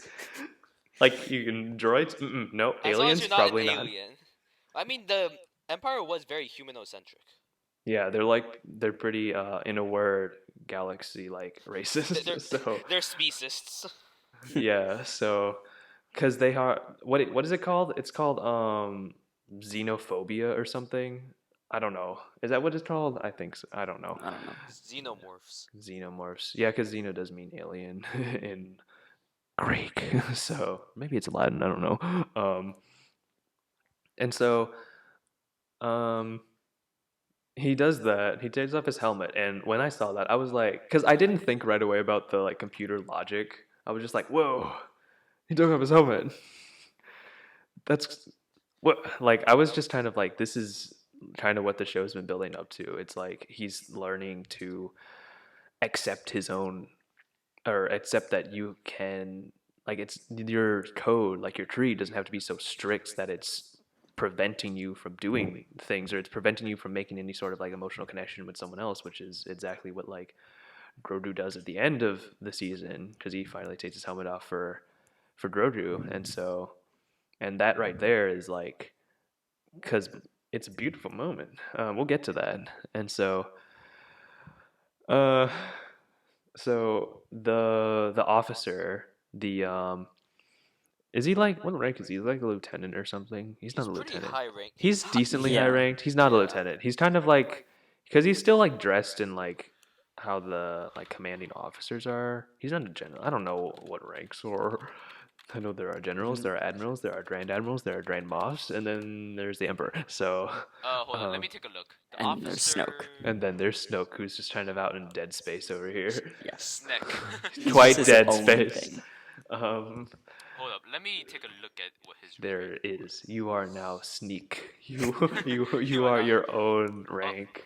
You Also, little while I'm searching sneak. this up, can I just mention seismic charge ASMR? I literally threw my hands up in the air when I saw the like capsule fire out, and I was like, wait, I know what that is. And then ASMR and then I time. just like, everyone shut up. I just like went quiet, and there's like, wow. Yeah, it was great. Okay, so he has. Alright, so he has 4 stripes. Yes. I don't know. He has 4 stripes with 4, like, the top parts are red, the bottom parts are blue. You mean you're talking about the like package of gum on his on his shirt, right? Yes, yeah, the packages of gum on his shirt, yeah. I've always thought of those as like gum packages, or like, oh hey, these are my pills. I take this in the morning and I take this in the evening. Whatever. I guess when you get higher ranked, you need more breath freshener. So Yes. Okay, wait, there's a official ranking thing for this, the rank guide. I'm taking a look. Alright, he is, our ranking Alright, guide. Okay, we'll for- take Snoke and we'll put him at the bottom. Yes. Wait a minute. Yes. L, hold on, LNE captain? Hold up. LNB captain. He's Maybe he's a a general? Maybe or it doesn't colonel? matter. What's his what? name again? I don't even care. It doesn't matter, but It doesn't I'm matter. just really interested. He's like the Yeah, like token imperial, like evil imperial supporter, because it's like, because they do that like Battlefront 2 Easter egg when they talk about Operation Cinder. Cinder. Operation Cinder. It's not Battlefront. It's originated in the comics. Is it in the comics? I know Yeah. it was Comics. It was in It's in Battlefront Battlefront 2. in. It was in, yeah. So Yeah. if it originated in the comics, then yeah. So, but most people know it from Battlefront 2. And so little Easter egg. I never played Battlefront 2. I don't have a console because I'm broke. So I just like, oh, okay, is that a reference to something? Okay, and then I just kind of kept watching. So, and then, so anyway, he started blasting, and then Anyway, they started and so he's like, yo, you killed all those people. You let us all die. Oh, it was a small price to pay. And then so he kills them, and then he goes and decides to kill more of the other stormtroopers, which doesn't seem to make a lot of sense. Like, does Mayfeld care about the other stormtroopers?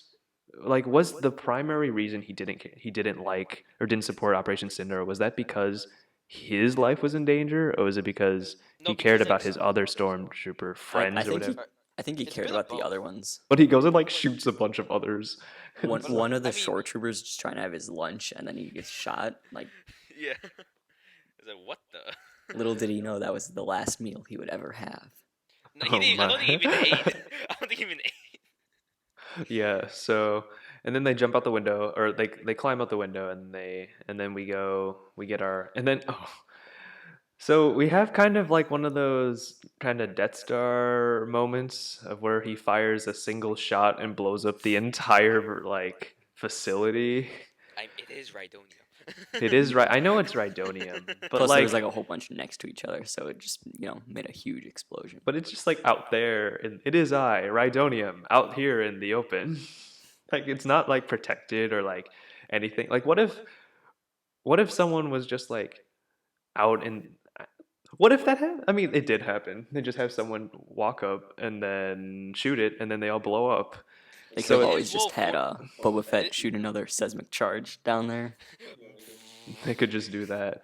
Anything So- for more seismic charge ASMR. Yes. ASMR. Yeah. So Dave Filoni is fully embracing meme content. He has Oh. since like the Clone Wars though. Like he's made fun of some other things.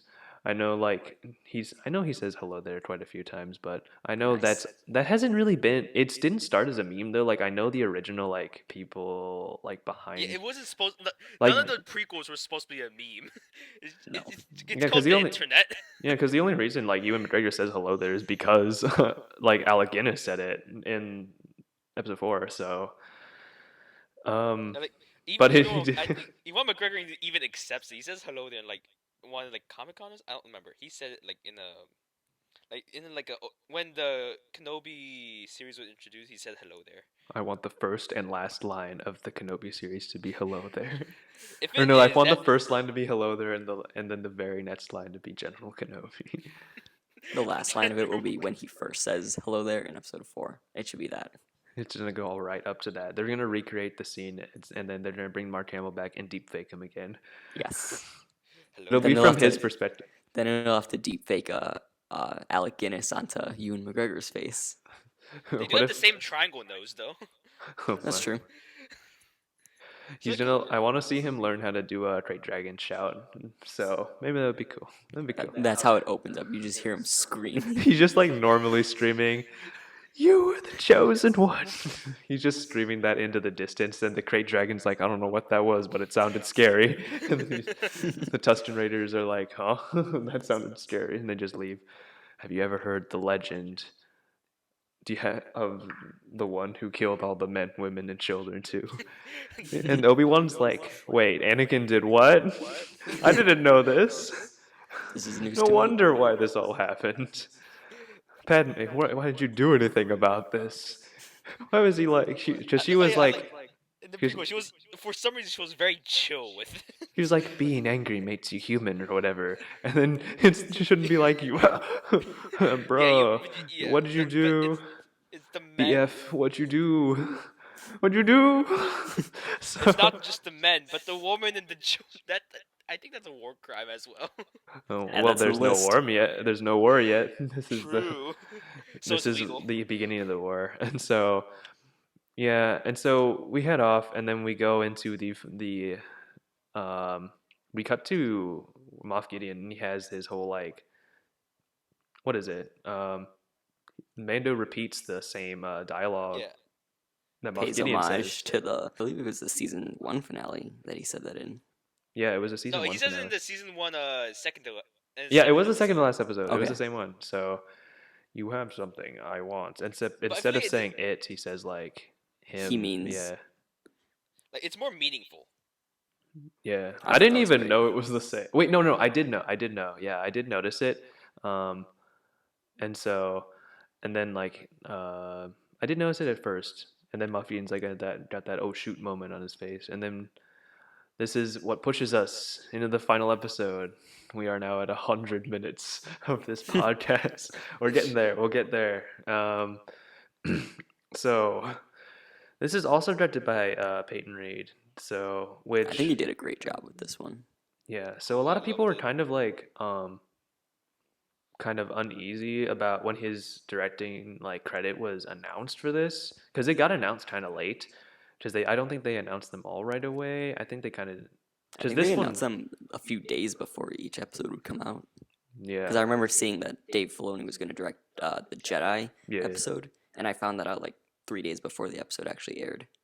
yeah. So Because I mean, a lot of people tend because his most famous work as of right now is like the Ant-Man movies so far, which like plenty of people kind of look down on as kind of like the bottom of the MCU. I think they're funny, but like I wouldn't call them Endgame or anything. I mean, they're not supposed to be, but I mean that tends to boil down. Like I say, I think it tends to boil down to like a script thing more than just like a directing thing. Yeah. Because I think The Passenger was a very well directed episode. Like it had tension. It had a lot of like the spiders were scary. I was pretty feeling it through the whole episode. So he's definitely has a very firm grasp on like how to keep the like keep you emotionally invested throughout the whole episode. So um, how does it start out? We start out they're They're trying to shooting at catch Pershing's ship. yeah, so they're Yes. trying to catch that. Um, and then they get on, and then the scientist Pershing is like, um, because he seems to value his science way more than the Empire. Because he does care about the child. He cares about Roru, and he didn't want to kill him. Yeah. So, um, Moff Gideon like does not value the life as much. But so Pershing basically he essentially betrays the Empire, and then helps them out to save his own skin, while the other like pilots were like almost trying to kill him. Um, and I mean they both get offed. So they get Pershing, and then he gives them the specs on Moff Gideon's ship, and so they hatch a plan, kind of Mission Impossible style, and then well actually I got a lot of because I think this really worked toward Peyton Reed's like strengths because Ant-Man is a heist film, and so this is a lot like that. So they have a plan, they get in, they have a goal, and they plan to get something. In this case, the child out. So um, this played a lot. This played a little bit like Rise of Skywalker, of when they just get on the ship and then they immediately just jump off and start blasting everyone in sight, and so and then they have to like get through. They have to get through them all. And during all of this, like Boba Fett is still like outside. He's still like trying to lead the other ties off. What was he doing? He was pretending to attack them, and then they sent the ties out. So then, when they landed inside the cruiser, he just, he dipped. He left. Yeah, so he probably dipped. I think did we see him like jump into hyperspace something like before? Yeah. Yeah, once they started to get into the cruiser, then he jumped into hyper drive and then To passed. make it more convincing, I guess. Hmm. Make it more convincing. Yeah, probably. So yeah, and they get on yada yada. They Bo-Katan's looking for this for the Darksaber, and because she's looking for Moff Gideon, and she thinks he's on the bridge, but then Moff Gideon is like, Surprise! I'm not. yeah. So The trickster. yeah, because we also get the first like real like showcase of the Dark Troopers like their power And Yeah, because because in the tragedy, they didn't. All they did was pick up a child, and that's literally it. I could pick up a child. I'm qualified for to be a dark trooper, guys. wow. Yes. Wow. So yeah, and then these Dark Troopers, they're like tough. Do we know what they're made of? Because I mean, they're not Beskar, obviously, but they ain't no battle droid. No. So they ain't no B1. Metal frick. Metal frick. Oh frick. That's what it's Okay. called. Yeah. Yeah, it's called So frick. yeah. So it's pretty tough. And so this is like the one of the most tense sequences in the episode. There's like a handful of them.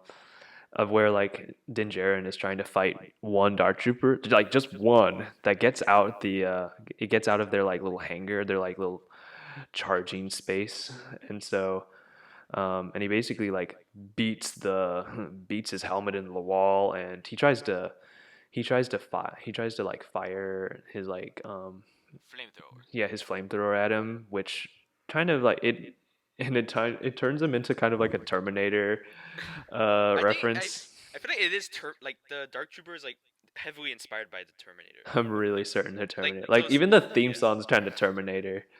And Yes. so yeah, even like when Luke Skywalker shows up, we have kind of like the other Terminator theme, which is like not the like dun dun dun dun dun, but the kind of like the like quieter theme.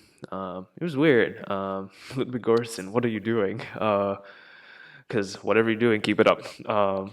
So He pulled a John Williams and set the piano on fire. That's their specialty. He just played so fast that it turned on fire. Yeah. So much passion.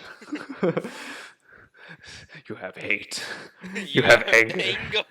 And you are using them. But yeah. Making great music is their speciality. Yeah, including indeed. So yeah. And so Mando he shuts the door and he pulls the airlock on him and then they just drop out. And I was like, "Oh, well, that's pretty good." Like that was a cool move. And then it was like and that's kind of like a trope. They do that in a lot of other movies, like Alien for sure, where they just like open the airlock and whatever. They do it in a lot of like cartoons, but yeah, But this time it was false. it was sense of false. security. I mean, it makes perfect sense. I was like, oh yeah, They they're can fly. droids. Yeah, They fly They now. can fly. They fly now. they fly now. What? Yeah, and they just like get right. They just kind of get right back, right where they were, and so, it's like, yeah, they don't need oxygen. Are you crazy? And so, but yeah, so Din Djarin gets to Grodu's cell, and he finds, oh, surprise, Moff Gideon's there, and then he's like, huh, yo, I'm pretty sure they knew I was gonna be on the bridge, so I decided to not be on the bridge. And so, and I also think that Bo-Katan is looking for this thing. Do you know what this thing is? No. Does Din Djarin know what it is? I don't think he does. Well, no. I don't think he does. Yeah. No, I think it's pretty clear that he actually doesn't, because it seems a surprise to him that when he duels for the dartsaber, like he doesn't right away realize that he can't like it's his now, and so, so then does that mean? But he was founded by Death Watch, which was like previously like had the dartsaber. So why does he not know? Maybe he's just been away from home for a while, because his whole like, I just want to know why he doesn't know about this. I don't know. Maybe Mm. people just didn't tell him it. I don't know, because I mean the Mandalorian, the dartsaber's been around for like forever, because it was originally created by a Jedi. The who's first Mandalorian Jedi. the first. Does that mean there are more? First and only. The first and only, I feel like. You know, how did he make it? Like, what kind of crystal did he have that turned black? He pulled a Samuel L. Jackson and wanted a black lightsaber. So he I made a wanted black one. He grabbed a Sharpie and just colored a kyber crystal black. Indeed, it's actually because it's like, but what does like black as a color even mean? It's like we always know that like red means bad, blue green means good, white means you got a red one and you made it cool again, and so black is like, what is it? Meaning of. Because I don't think it's really ever stated. I don't think they ever mentioned it. Not yet, anyway. How long ago? Do we know how long ago that the dartsaber was created? Was it like the older? I know Previous List says the Old Republic. Wasn't it Pre Vizsla's father who found it? Or it was His one of like his ancestors. ancestor stole it from the Jedi Temple. Okay, so from what I'm looking at, black means stability, elegance, death, and form.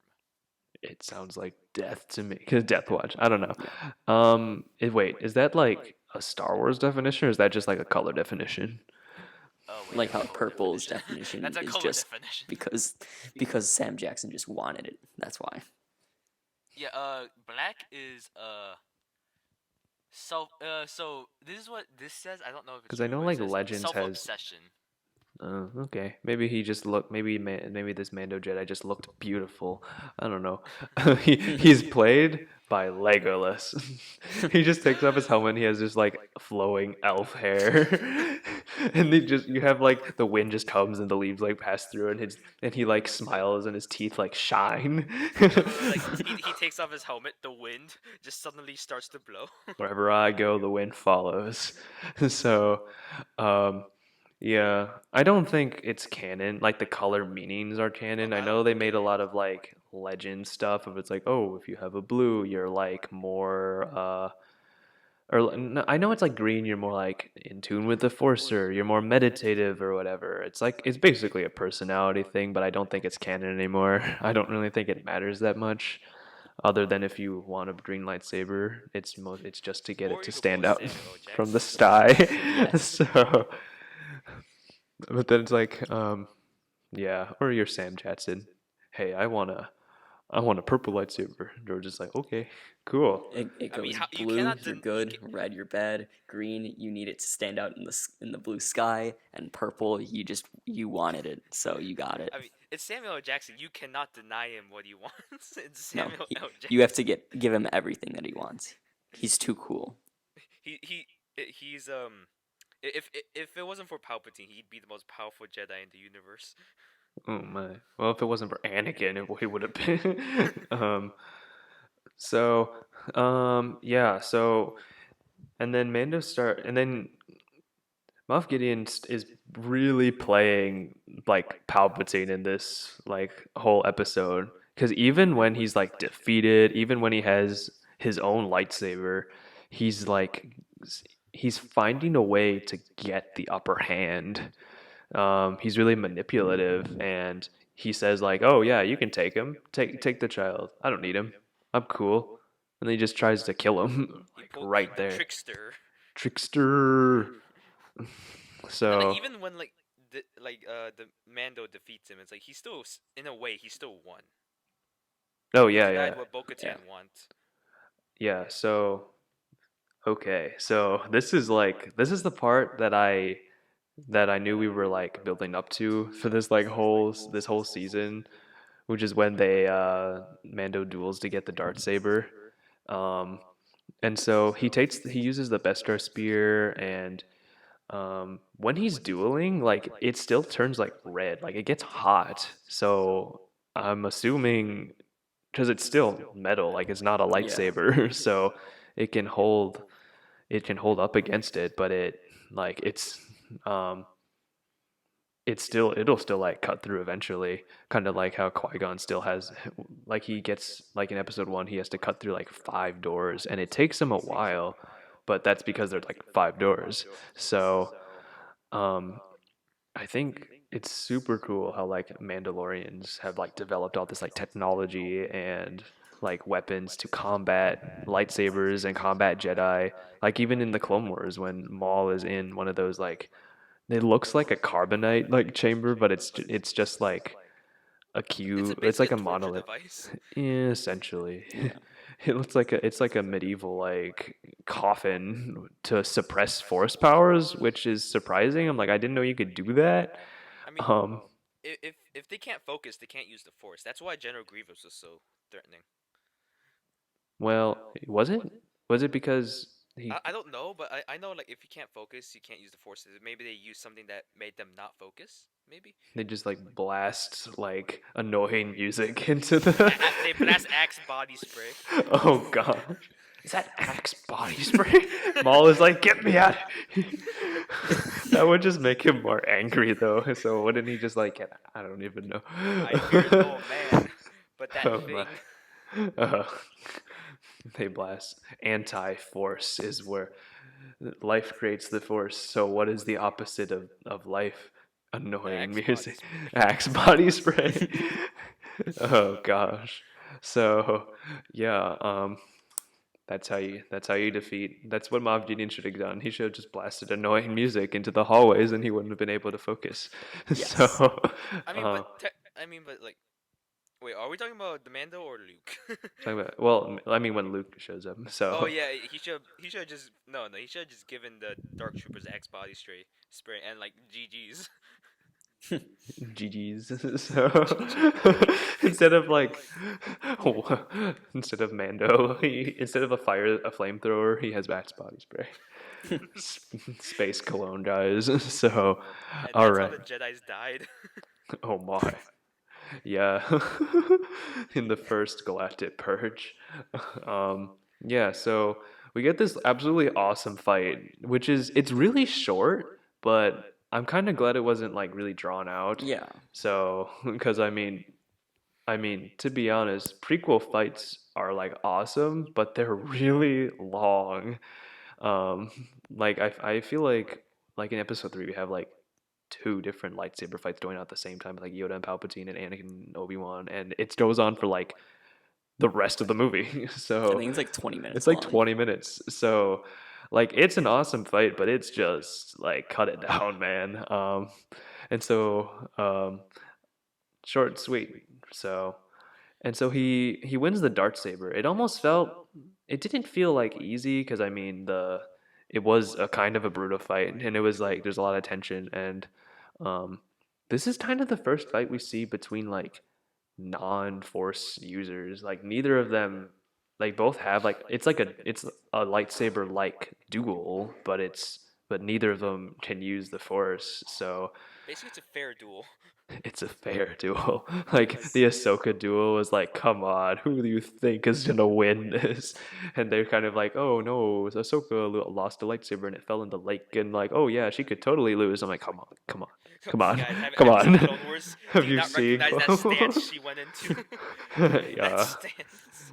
Or she like almost totally obliterates Darth Maul. Like, yo, and she takes on two and twist. She's taking on Darth Vader. Come on, man. Well, she almost lost that. Like, she was totally gonna lose, but She that's stood Darth her Vader. ground, Yeah. That's and like Darth the Vader. magistrate, like yeah, she's the magistrate. What are you gonna do? But it's Darth Vader. You can't unless you're his son or like his master.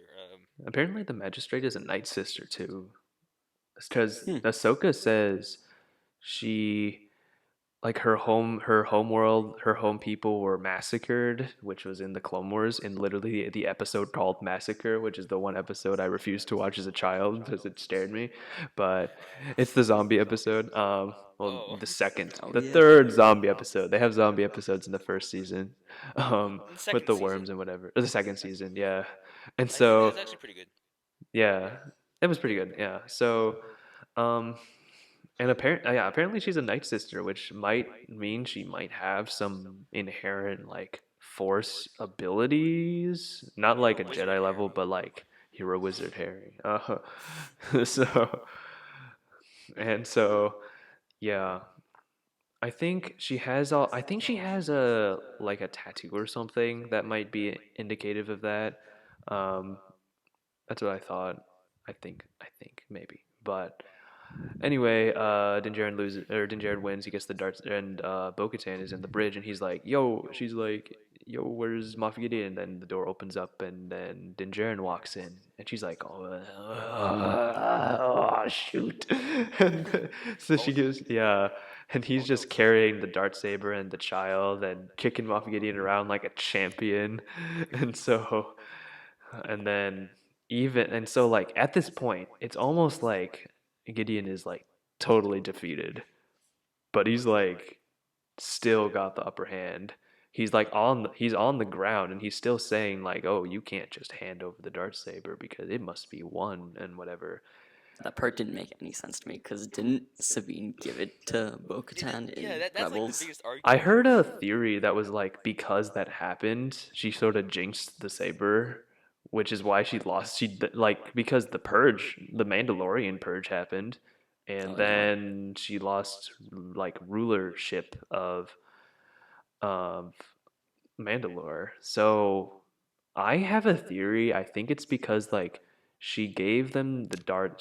Sabine gave her the dart saber, and then the people, maybe the other Mandalorians, weren't super like jazzed about that, and so they were like, Yeah. "You're not strong enough to be a ruler." Maybe she was making like questionable decisions, and they were like, "Yo, you're gonna lead us to disaster," and then it does, and then the purge happens, and so I have a feeling that's why she's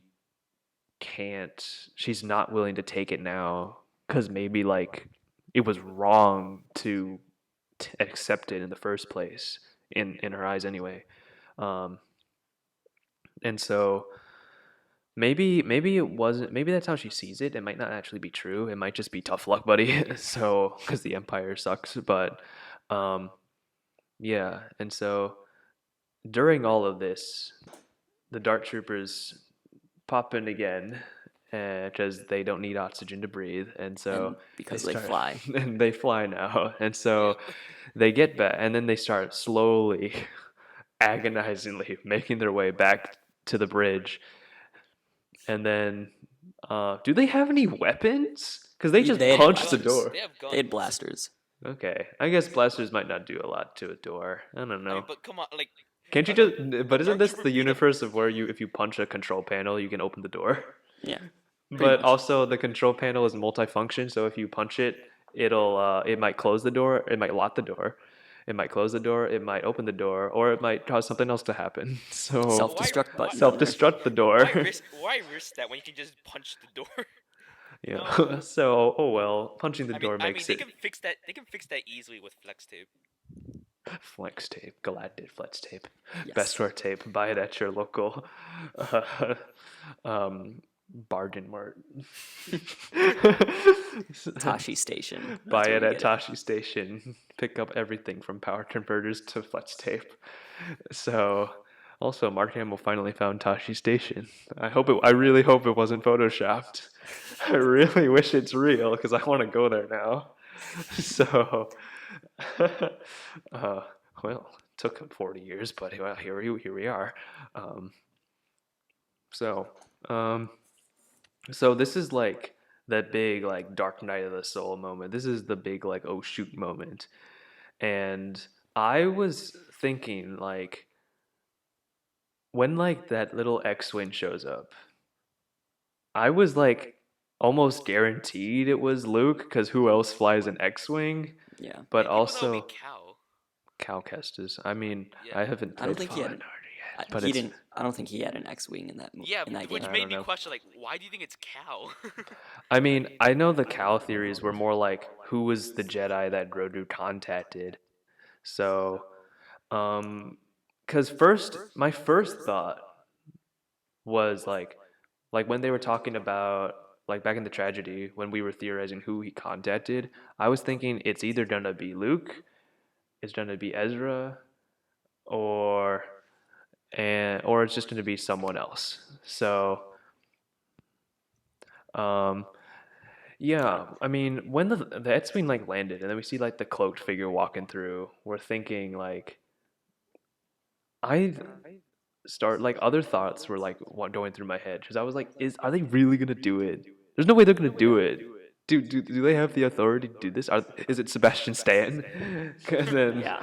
and so because then I was like, okay, if it's not Luke, it's probably like Ahsoka or something. Because I mean, she seemed to be like a logical choice because she was in the season earlier, and so it would kind of But make based on how the hood was, you would have been able to tell if it was because it didn't have the the um pointies. the point things.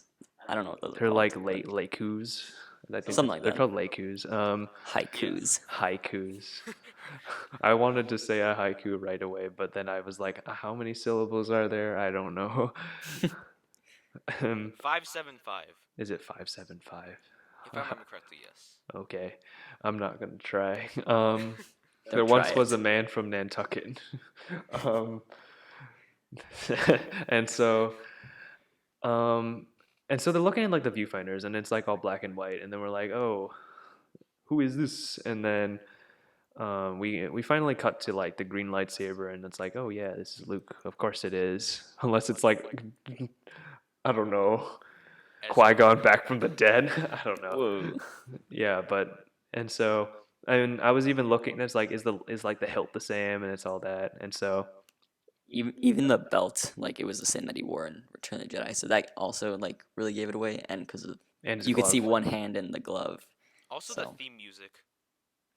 That Yeah. wasn't. Yeah, I mean, Luke Skywalker's theme usually was just like the main Star Wars theme, but he The has binary sort of a sunset. new. Well, that's the Force theme, but like it's like because when Luke Oh, first yeah. shows up in A New Hope, they play like the main theme. Dun, dun, dun, dun, dun. Yeah, But so it's like it's more calm. yeah, it's Yeah. kind of like yeah, I don't know. It never shows up again. So then Luke kind of like loses his theme, but now Ludwig Göransson is like, yo, I'm gonna give him a new theme song, and so I mean, he sort of has a theme song in Last Jedi, sort of. It was played in the trailers when they had like the Yeah. dun dun dun, but that's not really a theme That song. that sounds like Darth But Vader's, honestly. Like you nah, well, tweak it it's a not little bit. quite. It has like the thumping, but it's not the same like It's rhythm. poetry. It rhymes. Wow. Speaking of rhyming, we got a Darth Vader hallway scene again. The third Yes. hallway scene we've seen after the mallway scene. I always Maul, forgot that was a hallway scene. Like I totally forgot about that one. like Maul's is like a lot more. It's like the most brutal one, I'd say. Because he just uses he uses Yeah. the hallway as the weapon. This is The so hallway is the weapon. yeah. Yes. No, So I'd also Maul's like more. I'd say technically his is more impressive because he only uses the Force. yeah. Like not So even a lightsaber. Just he's like, you know what? This ship is my weapon. yeah. Use it to your advantage. Indeed. So we're gonna finish up. We're gonna wrap up this episode. We could get some closing thoughts, and then because we're already like over 2 hours, so we're gonna Whoa. have to start wrapping it up. Closing thought. So yada yada yada. So Mark Hamill is like The deep best. faked. The So best. That's what he is. he's the best. Yeah. I mean, when I saw it, I had to like squint at the screen because I was like, Yes, "What is same. this?" Because it's not. I was like, "It's not Sebastian Stan." No, it's not. I But thought it it's was like, at first, but yeah, it wasn't. because Rogue One, when they did like Tarkin and Leia, those are not deep fakes. Like those are CGI faces, like they created. Um, but in the Rise of Skywalker, it's like deep faked because they cut out like Yeah. scenes from like Return of the Jedi and pasted them onto the actors. And so this was more along like that. Like it wasn't a CGI model face. It was like a deep fake. And so it was I was there have been like multiple people it's kind of mixed reactions. Some are thinking like it looks horrible. Others are like, I think it looks fine. I'm kind of like, I kind of wish they just did Sebastian Stan, and I was like, okay. Yeah. Because then if you did Sebastian Stan, like we already recast Han Solo. Like I think I was okay with that because we're kind of starting to turn these characters less into like one actor can play them and kind of more into like mythical characters when you can kind of like recast them, kind of like how Batman is recast 100 times. But I mean, obviously, like Harrison Ford, Carrie Fisher, like they can always be associated like as the token actor for those characters for like Han and Leia. But like it's I think if we just did Sebastian Stan, I would have been a little bit like we wouldn't have had any complaints because like the CGI overall in the show is actually like really good, except like the Krayt Dragon is awesome, but this face needed at least a little bit more work because when I he think. talks, it just kind of looks like Uncanny Valley to me. Yeah. Um, I I think they could have just gotten Sebastian Stan and then they could have dubbed Mark Hamill's voice, like how they basically did for that, and it still would have worked. 'Cause I don't think they'll bring back Luke Skywalker again, but if they do, then they better use Sebastian Stan. It'll just be a lot easier than deep Grogu, faking every episode. Grogu, a Star Wars story, and it's him Yes. eating everything in Luke Skywalker's like pantry, and then Yoda like shows up and he's like, "Mm." and he zaps everything else, and then Grogu starts like just He fries eating his everything. frogs. He fries the frogs. So, child, you are so. Patience, you must learn. Yes. So, That is yeah. also a meme. So, but yeah, this moment here really did me one of when like uh like Grogu is like hugging his leg, and then he picks him up, and then Mando like removes his helmet, and I will not lie, I sobbed.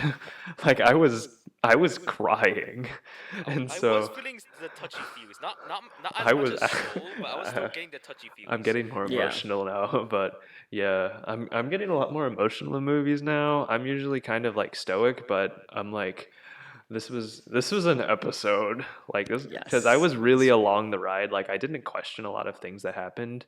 Like there was not a lot of like dumb things in this episode. It was No. all like, yeah, that makes sense. It's like, whoa, that surprised me. And so um but yeah, this was it was really like a cohesive episode overall. And so um do we think Grogu will be back? Do you think he's No. coming back? I don't At think the he'll be back. But I mean, that as sad as that is, I'm fine with that because the show is called The Mandalorian, so Not the it's a Grogu. it's about him. And would I like to see Grogu again? Absolutely, he's the greatest thing He's that Star Wars ever. merchandise. Yes. He is a money machine. Yes, he but is the money machine, though. If we're being honest, he is. yeah, but the show is mainly about the Mandalorian, and I want to see more adventures of just him that he'll go on. Maybe he'll find a baby Jabba the Hutt, like in the Clone Rhoda- Wars movie. What happened to Rhoda? Yes. he like showed up in one other episode in the Clone Wars, then he just never shows up again or is acknowledged. Wait, Yeah. so in the post-credit scene, we see Bib Fortuna is like He's the new thick. Jabba. He's Big quad Bib. thick. He's the big cheese in the town now. So what happened to Jabba's son? Where's Rhoda? Does he just like peace out? Where is Rhoda actually? Maybe he wasn't old enough yet, but I mean, even I mean, then, Huts still, are like they're really like they're I think they can live to be like 1,000 years old, so they're kind of Yeah. like up there with Yoda. Some species age differently, so but like I want to know where he is. Maybe he just he went to Bib- Jabba daycare. Bib Fortuna's so thick. Jabba said, "Dang." Oh gosh. Yeah, so I'm pretty sure they just made him a big boy just to like draw a visual connection between him and Jabba. Like yeah. it's just like, yeah, they're kind of in the same role now. Cool. Yeah, because when you have people doing stuff for you, you're just I gonna sit mean, around all day. honestly, you got no problems. Grow Why? extra thick. Hakuna Matata. You No know worries. what? If you're gonna live like that, I will not judge you. Unless You do you, unless bro. the person attacking you is named Boba Fett Yeah, then it might be a problem. or Yeah. Luke Skywalker. You can't be big in a Jedi. So I haven't seen any hot Jedis. Wait, is there one? I could just imagine Jabba the Hutt holding a lightsaber and doing like Like 360 flips. flips. He's pulling a Doing like a Yoda. Palpatine, like I am the I Hutt's am like the Senate. I am See, the this is crime why- syndicate. This is why Palpatine is the, Ho, ho, ho. is the ultimate bad guy. He's the Senate. He loves He's the democracy. Indeed. So, yeah. So honestly, I think we have a lot of direction to go in for like Mando season 3, which we're not getting Oh, for yeah. 2 years. So, we're getting More like a year and a 2 half, years, I Nani? think. Yeah. So, It's 2022. What? Not 2021. well, 2021 December is when Book of Boba Fett comes out, which I thought it was going to be like a subtitle for Mando season 3. I thought it was going to be like Mando season 3, The Book of Boba Fett, and then but then it was like, oh, it's just a whole new show, and I'm like, Is that one gonna be a mini series? I think it is a mini Just one season. Okay. Honestly, I feel like they put like that title at the end because it just kind of reeks of like like cameo appearance, like, hey yo, we're marketing our next show, go watch it. And then Yeah. but it's like I think it's supposed to just be like, hey, if you want to continue the timeline, this is what happens next, and you have to watch this, and then season 3 will go of Mando will go off of that. So I think that might be where it's going. Yeah. So I think there's a lot of room. We haven't settled the Darksaber. We haven't settled the Mandalore, like, because they mentioned Mandalore like retaking it in this episode. I'm sure they'll go there at least once. That'd be cool to see live action Mandalore, because that that the city of it is, really cool.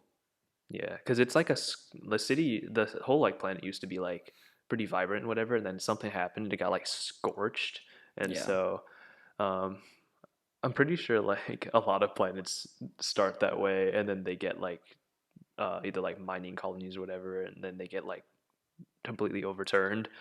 Um, like I think Jakku might have used to been like a foresty or not foresty but Really? like green, more of a green planet. Then like there was a mining colony there, and then it completely destroyed it into like a desert. And so How long ago was that? it was probably a while ago. I don't think it was in the Empire days. Like that No, is a because they lot, a whole planet that because the Battle of Jakku was in Battlefront 2, and it looked the exact same. I know for sure that Tatooine used to be like a more like vibrant planet. Um, Then the second sun came and the just second destroyed it. sun. Oh gosh, yeah, the second sun. It just like showed up somewhere, or the Quote a first son had a hello there. child. Burned everything. It burned everything else. Oh well. Yeah. So I think, judging from the emotion, like the emotional like tone we left off with on this season, like it feels like a loss almost. Like Din Djarin is not in a good emotional state. Like he is kind of broken at the end of this. Like his whole plan was to like deliver Grogu to a Jedi, and then when that finally came to fruition, I don't think it's what he wanted. So if they, I think season 3 might be going into him dealing with trying to like separate, like try and learn how to live like learn to be like a parent that has just had to send their kid away or something. Like I think it might be a natural progression, and if not that, then I think season 3 should just be 5 episodes long, and each episode discusses a stage of grief for the Mandalorian. all right, it works for me. Chapter 17, denial. The denial. So, honestly, I mean, works for me. Yeah. So, and I mean, if they did bring Grogu back, I think the best way they would do it is literally like Mandu would have to like go back, or maybe like Grogu would say like, I don't want to be a Jedi. I I want, want to be a citizen. I want to be a citizen. I want to be a child. I want my daddy to come home, and then, and then he Dad, might I'm scared. Come pick me up. come pick me up from Jedi school. Boarding school is not fun. Uh, the summer camp's not fun, guys. Pick me up now. So honestly, that if they wanted to bring him back, that might be where they have to do it, or do a cameo appearance. Be like, hey, yo, Mando, I need a help, a little bit of a help. How do you be a father? Because I have a friend who's a father, and he doesn't really know what to do. He sent his kid over here. He's kind of emo, but you know, uh, Wait, that sounds like Kylo Ren. no. So Wait a minute, that sounds like Kylo Ren. my name's Luke Skywalker. I'm here to rescue you. Wait, what? I was in the temple when another dude by that. Are you related? I recognize that name. Apparently, Skywalker is kind of common, but I haven't met anyone else with that last name. Apparently, it is. It I might be didn't the know Smith that. of the it's the Smith of the galaxy. It's the Potter of London. So Potter. Harry Potter. Okay, so all right, we got um. So let's finish out our little concluding thoughts. So we generally liked season 2 more than this one. I tend to lean season 1. I like it when it's just Mando doing his thing. The cameos for the most part, like they were not. I think they're really well executed. I just think Ahsoka felt a little stiff, but like I mean I'll get over it. I'm fine. Um, You'll never be fine. I'll never be fine. I mean, the whole episode felt like a big pilot episode, but oh well. I've been getting that vibes from that a lot in this show. It's like Disney was like, "Hey, I need you to make a bunch of pilot episodes because we're making new shows." Because it turns out people actually like this show, and so they're like, okay, we'll work in cool references. We'll talk about Thrawn, and we'll put Ahsoka in. Yep, cool. And so, yeah. How do we feel? Do we wanna rank our episodes? Do we wanna? I don't think I could rank them. They're like Okay. all Never so rank good. I can rank my favorite and least favorite. I just can't do it between because I think my favorite is obviously the rescue, which sounds like yeah, that's everyone's favorite, but I don't know. I just Come really on. enjoyed it because I enjoyed seeing Luke in it. It brought back childhood memories. But and then I think my least favorite might not saying it because it was terrible or anything, just because like there were better ones. I think that one is probably the passenger. I mean, I still enjoy that one a lot. It's just they made better ones throughout it. Hey, how come you're against infanticide? Like, come on. How come you're against infanticide? Well, Kill I the mean, children too. well, I do like episode 3.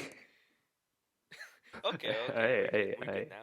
I'll probably put like the rescue's definitely high up there. I really liked the believer. I thought it was like kind of where we were like, cause it was the first time we got to see Din like choose to take his helmet off, and it was kind of really starting this like, um, and they had a lot of like interesting debate over whether like this is what the creed means, and like is this actually like what you want to do, or is this what you need to do and all that. And so um, I found it the most interesting episode, but the rescue is definitely the most tense episode.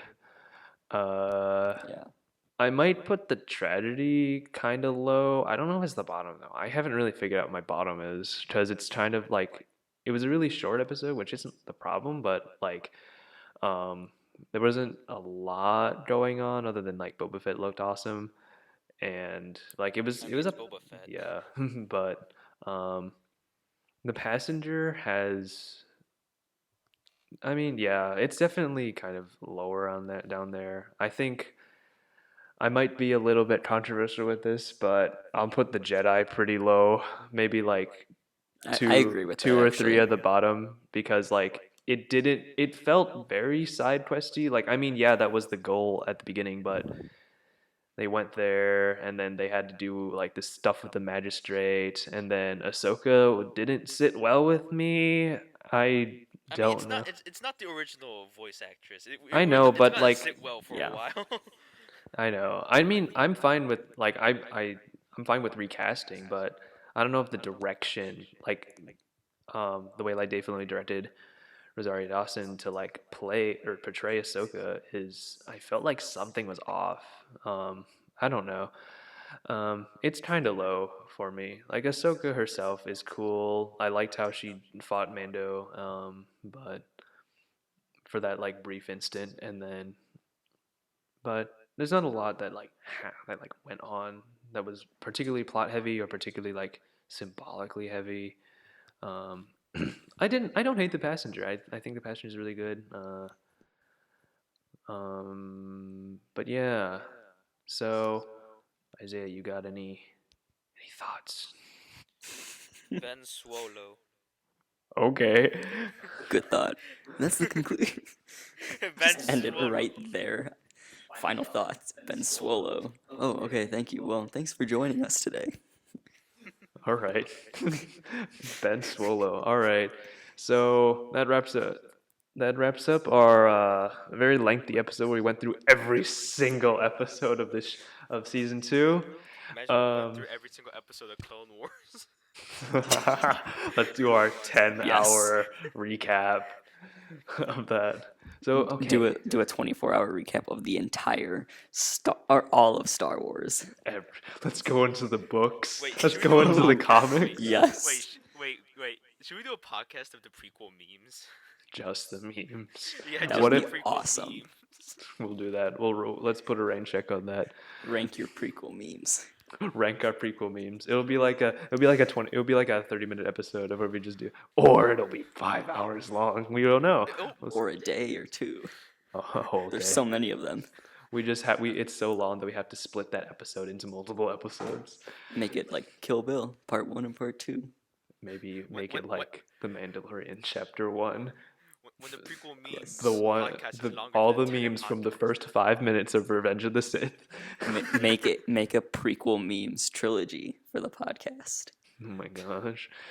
We should have an opening crawl. Yes. And play the music and all. We'll do that. It'll be- Should we We'll do hire opening? we'll get the guy who does the opening crawls, whatever you call them, for the Clone Wars. Narrates. Let's get like Admiral Yularen or whatever. Yes. Let's get him. Yeah, all right. I was going to do an impression, but I wasn't sure what to say. So, Just started off by saying war really loud. war. Memes have been spread across Instagram and the internet. Prequel meme culture has been rising up and taking back what they rightfully own. They're Episode one taking could, back Star Wars. episode 1 could just be called Hello There. And not only the prequels, but the OG and the sequels as well. Ooh, there we go. Sequel memes have. There's actually not a lot of original trilogy memes, and that kind of bums me out a little. That's because it's just too good. It's flawless. You can't make fun of it. But I'd still like to see some good ones. Nothing making fun of it, obviously. I mean, I Am Your Father's a pretty solid meme. Is it a meme though? I think it's just more of a like Pop culture reference, and True, they isn't use it all the time. Yeah, What was like an it's OG meme? becomes more than memes. But well, it might have been classified as the first meme before memes, because like it's been parodied a million times. So maybe you could classify that as a meme. Oh well. All right. Oh. So, any actual final words? Ben Swallow. And with that, we close out. All right. Thanks, Noah. Thanks, Isaiah. So, Thanks for having me. of course, we'll have you back sometime. I'll kidnap you and Prequel bring podcast, you here. The meme podcast. There's no escape from memes. So, all right. Thank you all. Thanks for listening, and we'll be back sometime on an undisclosed date once we have a new episode.